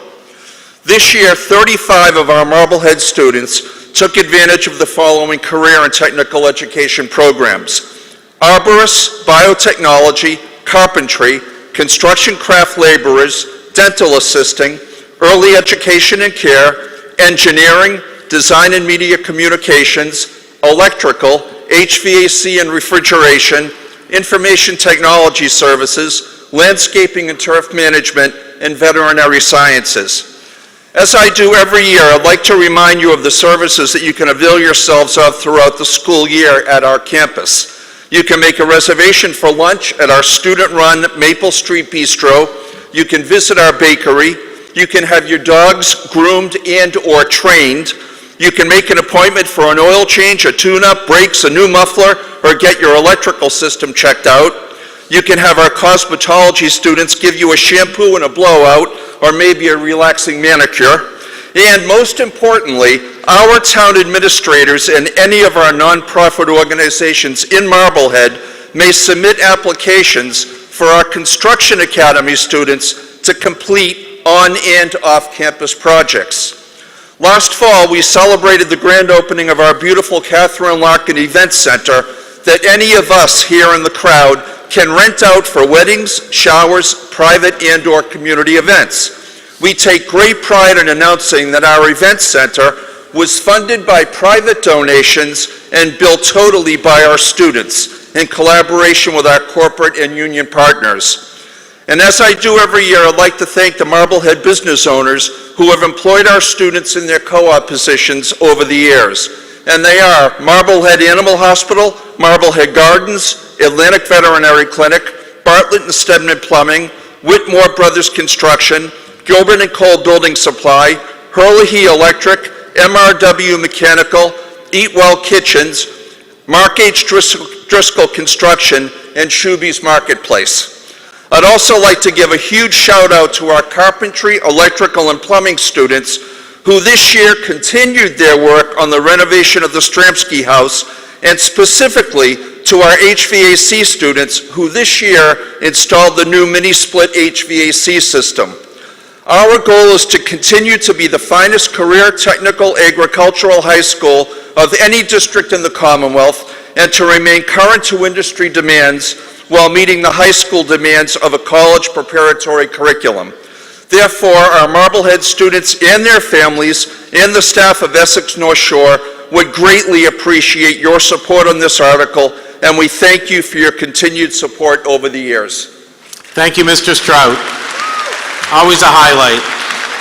Seeing no speakers, yes, we do have a speaker. Yeah, Jennifer Dolan, 111 Elm Street. Thank you, that was a fantastic summary.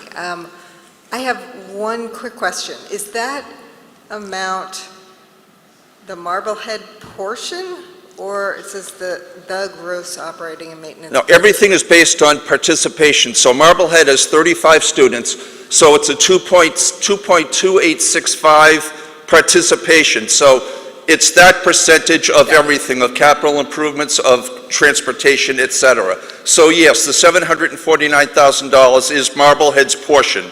And don't forget that Marblehead built Essex Tech, along with the other 16 communities. Yep, thank you. Thank you very much. Seeing no more speakers, I think that's the first question you've had. I think so. We're going to go straight to the vote. As many as favor Article 21, please raise your hands. Those opposed, Article 21 passes. Thank you, Mr. Strout. Article 24, General Stabilization Fund. Article 24 has been moved. Do I have a second? Thank you. I have a motion for indefinite postponement. We'll go straight to the vote. If you favor indefinite postponement on Article 24, please raise your hands. Those opposed, Article 24 passes. Article 25, School Building Capital Needs. The article is moved. Do I have a second? Thank you. I have a motion for indefinite postponement on Article 25. As many as favor indefinite postponement, please raise your hands. Those opposed, it's a vote, and Article 25 passes. Article 26, School Buildings Technology Needs. The article has been moved. Do I have a second? Thank you. I have a motion for indefinite postponement. If you favor indefinite postponement on Article 26, please raise your hands. Those opposed, Article 26 passes. Article 27, School Department Capital Needs. The article has been moved. Do I have a second? Thank you. I have a motion for indefinite postponement. As many as favor indefinite postponement for Article 27, please raise your hands. Those opposed, Article 27 passes. Article 28, School Department Supplemental Appropriation. The article has been moved. Do I have a second? Thank you. I have a motion for indefinite postponement on Article 28. If you favor the article, please raise your hands. Those opposed, Article 28 passes. Article 30, rescind bond authorization. The article is moved. Do I have a second? Thank you. Alicia Benjamin, CFO.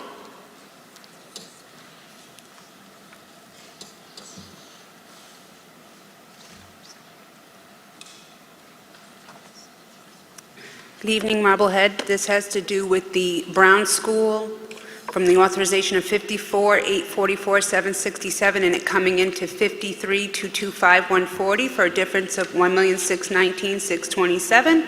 And when a discussion with the schools, they chose to rescind it back to the taxpayers. That's good. Article 30, we'll go to the vote.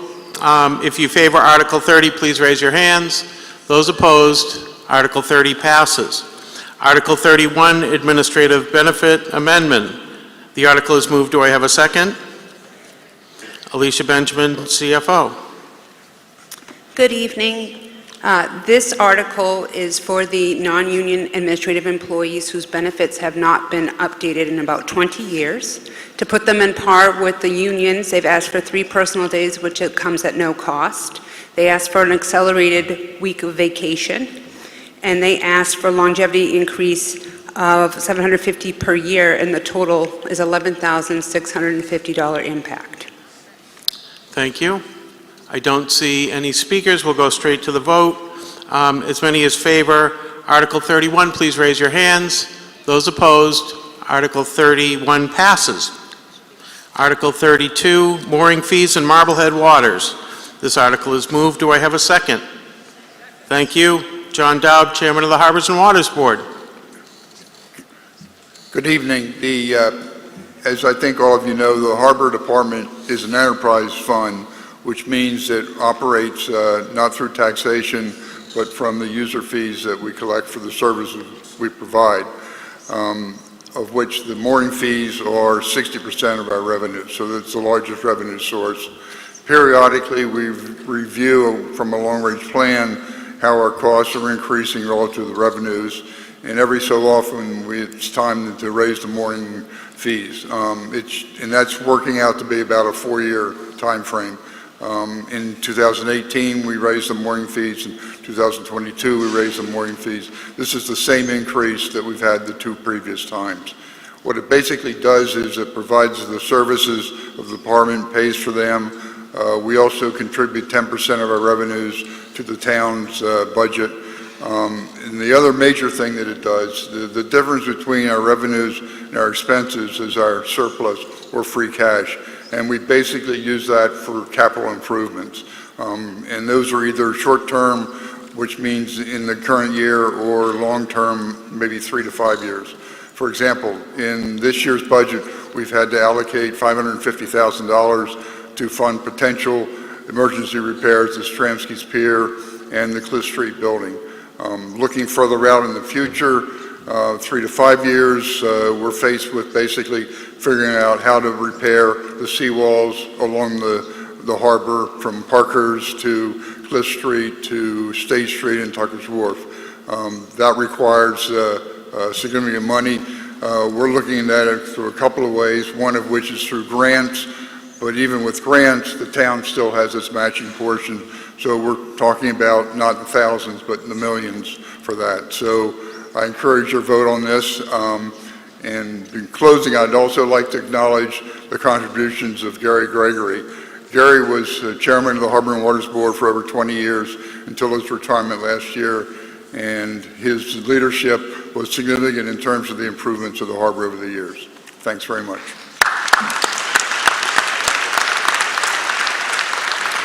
Thank you, Mr. Dowd.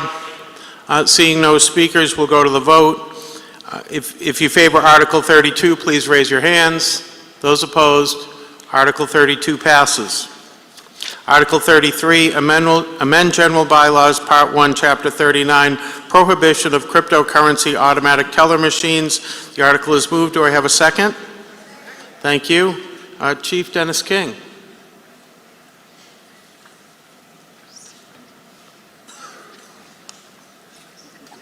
Thank you, Mr. Moderator. Good evening. Dennis King, your Chief of Police. I'm asking the town to support Article 33, this proposed bylaw prohibiting cryptocurrency automated teller machines, commonly known as Bitcoin ATMs or crypto kiosks, within the town of Marblehead. This is not an article about banning cryptocurrency. It's not about telling residents what they may invest in. It is a narrow public safety measure, a consumer protection measure aimed at a specific device, a publicly accessible kiosk that lets cash be converted into cryptocurrency quickly and in practical terms for a scam victim, often irreversibly. These kiosks have become a preferred tool for fraud schemes because they combine cash, urgency, limited consumer recourse, and the speed of cryptocurrency transfer. Once money is deposited and moved, recovery is extremely difficult. We're not the only community in the Commonwealth that has recognized the need and problem and have acted locally. Several in the area have done so as well. I think I'm like almost the last article, so I'm going to skip most of my paragraph. For Marblehead, this is a prudent prevention measure. It protects residents, supports law enforcement, and sends a clear message that our town is not going to provide an easy cash to crypto portal for scammers. I respectfully ask the town meeting to support Article 33. Thank you, Chief. Seeing no speakers, we'll go straight to the vote. If you favor Article 33, please raise your hands. Those opposed, Article 33 passes. Article 34 is dissolve Public Works Committee. I have a motion for indefinite postponement. The article is moved. Do I have a second? Thank you. We'll go straight to the vote. If you favor indefinite postponement on Article 34, please raise your hands. Those opposed, Article 34 passes. Article 35, amend General Bylaw, Public Works Committee. The article is moved. Do I have a second? Thank you. Andrew Petty, Director of Public Health. Good evening. Andrew Petty, 54 Evans Road, Director of Public Health and member of the Public Works Committee. I'd like to read the Public Works Committee mission statement. The mission statement of the Public Works Committee is to promote efficient, effective, and responsible management of the town's public infrastructure and assets. We coordinate the efforts of multiple departments to ensure optimal use of equipment, workforce, and resources, and to encourage collaboration in planning, maintenance, and improvement of public ways, lands, and buildings. The committee is committed to providing thoughtful recommendations on projects, policies, and organizational structure to enhance service delivery, encourage public input, and support long-term well-being and prosperity of our community. Thank you. Thank you, Mr. Petty. Seeing no speakers, we'll go straight to the vote. If you favor Article 35, please raise your hands. Those opposed, Article 35 passes. Article 36, amend certain bylaws related to the Department of Public Works housekeeping. The article is moved. Do I have a second? Thank you. Amy McHugh. Amy McHugh, 38 Gingerbread Hill. This is strictly housekeeping. It just reflects the Department of Public Works that now has tree mechanics, stormwater engineering, and it also has a director instead of a surveyor highway. Thank you, Amy. Seeing no speakers, we'll go straight to the vote. If you favor Article 36, please raise your hands. Those opposed, Article 36 passes. Article 37, limit municipal employment contracts to 1 calendar year. The article is moved. Do I have a second? Thank you. I have a motion for indefinite postponement. We'll go straight to the vote. As many as favor indefinite postponement, please raise your hands. Those opposed, Article 37 passes. Article 38, restore elected terms of the Select Board to 1 calendar year. The article is moved. Do I have a second? Thank you. I have a motion for indefinite postponement. Seeing no speakers, we'll go straight to the vote. If you favor indefinite postponement for Article 38, please raise your hands. Those opposed, Article 38 passes. Article 39, repeal Article 34, Department of Planning and Community Development. The article is moved. Do I have a second? Thank you. I have a motion for indefinite postponement, and we'll go straight to the vote. As many as favor indefinite postponement for Article 39, please raise your hand. Those opposed, Article 39 passes. Article 40, Article 40, resolution affirming the town of Marblehead's commitment to the Declaration of Independence and the Constitution. This is I feel like I'm being charged here. This is an advisory motion, and before did I get a second? Thank you. I have received a subsidiary motion to amend Article 40. We'll hear the main motion and deliberate, if any, followed by a presentation of the amendment and any deliberation. When it's time to vote, we'll vote on the amendment first. If that passes, we will amend the main motion and then move to vote on the amended main motion. Speakers. Kate. Thank you so much for waiting through the whole evening to the very end. I'm Kate Borton, 1 Martin Terrace, along with Lynn Nadeau, 10 Surf Street. We have the ghost of George Washington with us tonight, and if he were here in truth, he would urge the citizens of Marblehead to cast a unanimous vote in support of this resolution, one that affirms a deep and enduring commitment to the Declaration of Independence and the U.S. Constitution, documents which have sustained American democracy for nearly 2.5 centuries.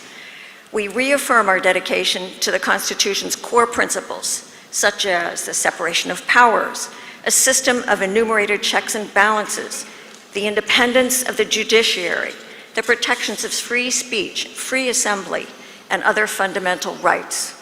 These principles remain essential to the well-being of our nation and the integrity of its governance. Therefore, we resolve that the town of Marblehead affirms its unwavering commitment to these founding principles and documents, to civic responsibility, to the rule of law, which protects the rights and welfare of all people. In doing so, we honor and celebrate the 250th anniversary of the United States of America. Thank you.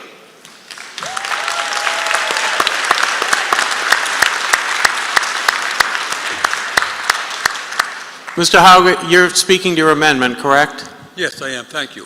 Seeing no other speakers, could you please present your amendment?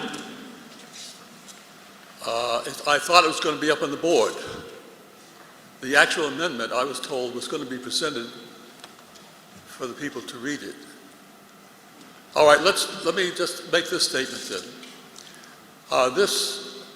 The amendment, or rather the Article 40, as well as my amendment to it, basically is asking the town to display a solidarity and make sure that our current government knows that we are not ready to have our constitutional rights tainted with or reversed. The current government we have out of Washington, this Mr. Trump, he does not want to govern, he wants to rule.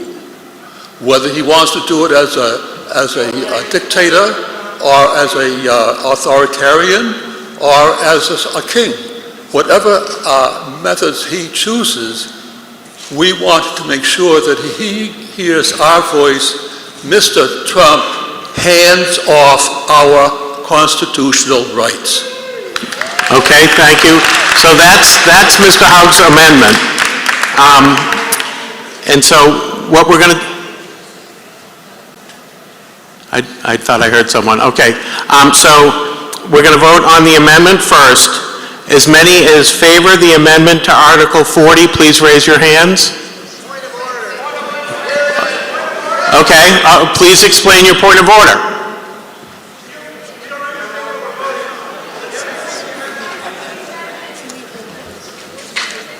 Okay. Mr. Moderator, through you, we haven't heard what the amendment is, and it's not posted up there like the proponent said it was, so what are we voting on? Okay, I'll read Mr. Hauge's amendment. How's that? I move to amend Article 40 as follows. Whereas President Trump has attempted to undermine the independence of the Federal Reserve Board, whereas he has attempted to influence the decisions of the Supreme Court, whereas he has tried to manipulate the decisions of multiple federal courts, whereas he has embarked on an undeclared war in Iran, jeopardizing the lives of our soldiers and the livelihood of us ordinary citizens, whereas he has blatantly exhibited his desire to be a dictator and personally control many of our federal institutions, think Putin, Russia, Kim Jong-un of North Korea. Resolve, we the people of the town of Marblehead hereby resolve to declare this president a clear and true danger to the well-being and safety of our country and us citizens, and we support any and all legal attempts to remove him from office. Walter Hauge. As many as favor that... Whoa. Oh, I'm sorry. We have a speaker to the amendment. Yes, this amendment's ridiculous because without getting political, we have a presidential election every 4 years. To put something that's that ridiculously down a rabbit hole that mentions Kim Jong-un in our town bylaw is absurd. Let's not do this. Thank you. Just so you know, both the motion and the amendment are advisory only, so it doesn't change anything, but thank you for your comment. Over here, yes, ma'am. Yes, Carol Easthope, 93 Farrell Court. I'm originally from New York City, lived other places. I have reveled in the town meeting form of government, and that it was essentially apolitical in many ways. And this amendment brings politics. I am no fan of Mr. Trump, but this amendment doesn't take a place in this meeting. It has other forums are the better arena for that, from his things, or to go out and physically go at the polls for elections on that. So I just don't want to really sully, as it was, what town meeting is and what the town meeting form of government is. This is not a place for party politics. This is a place for a consensus of the residents, which is apolitical. Thank you. Thank you very much, ma'am. Yes, sir. Nick Adams, 15 Shetland Road. At the risk of being redundant here, I tend to agree. I think the power of this article is in its universality, that it's grounded in the fundamentals of our nation. If people find that applicable to today, that's great. That's the power of the article itself. The amendment, I think, limits the durability of it, the importance of it, and the call back to the fundamentals and the foundation of our nation. Thank you. Mr. Prindiville. John Prindiville, 20 Stanley Road. I'm going to just call the question. This one. Thank you. Yeah, I love when you call the question when you're the last guy up. It's great. Thank you very much. We're going to vote on the amendment first. If as many as favor the amendment to Article 40, please raise your hand. Those opposed? The amendment to Article 40 fails, so we go to the vote for the main motion on Article 40.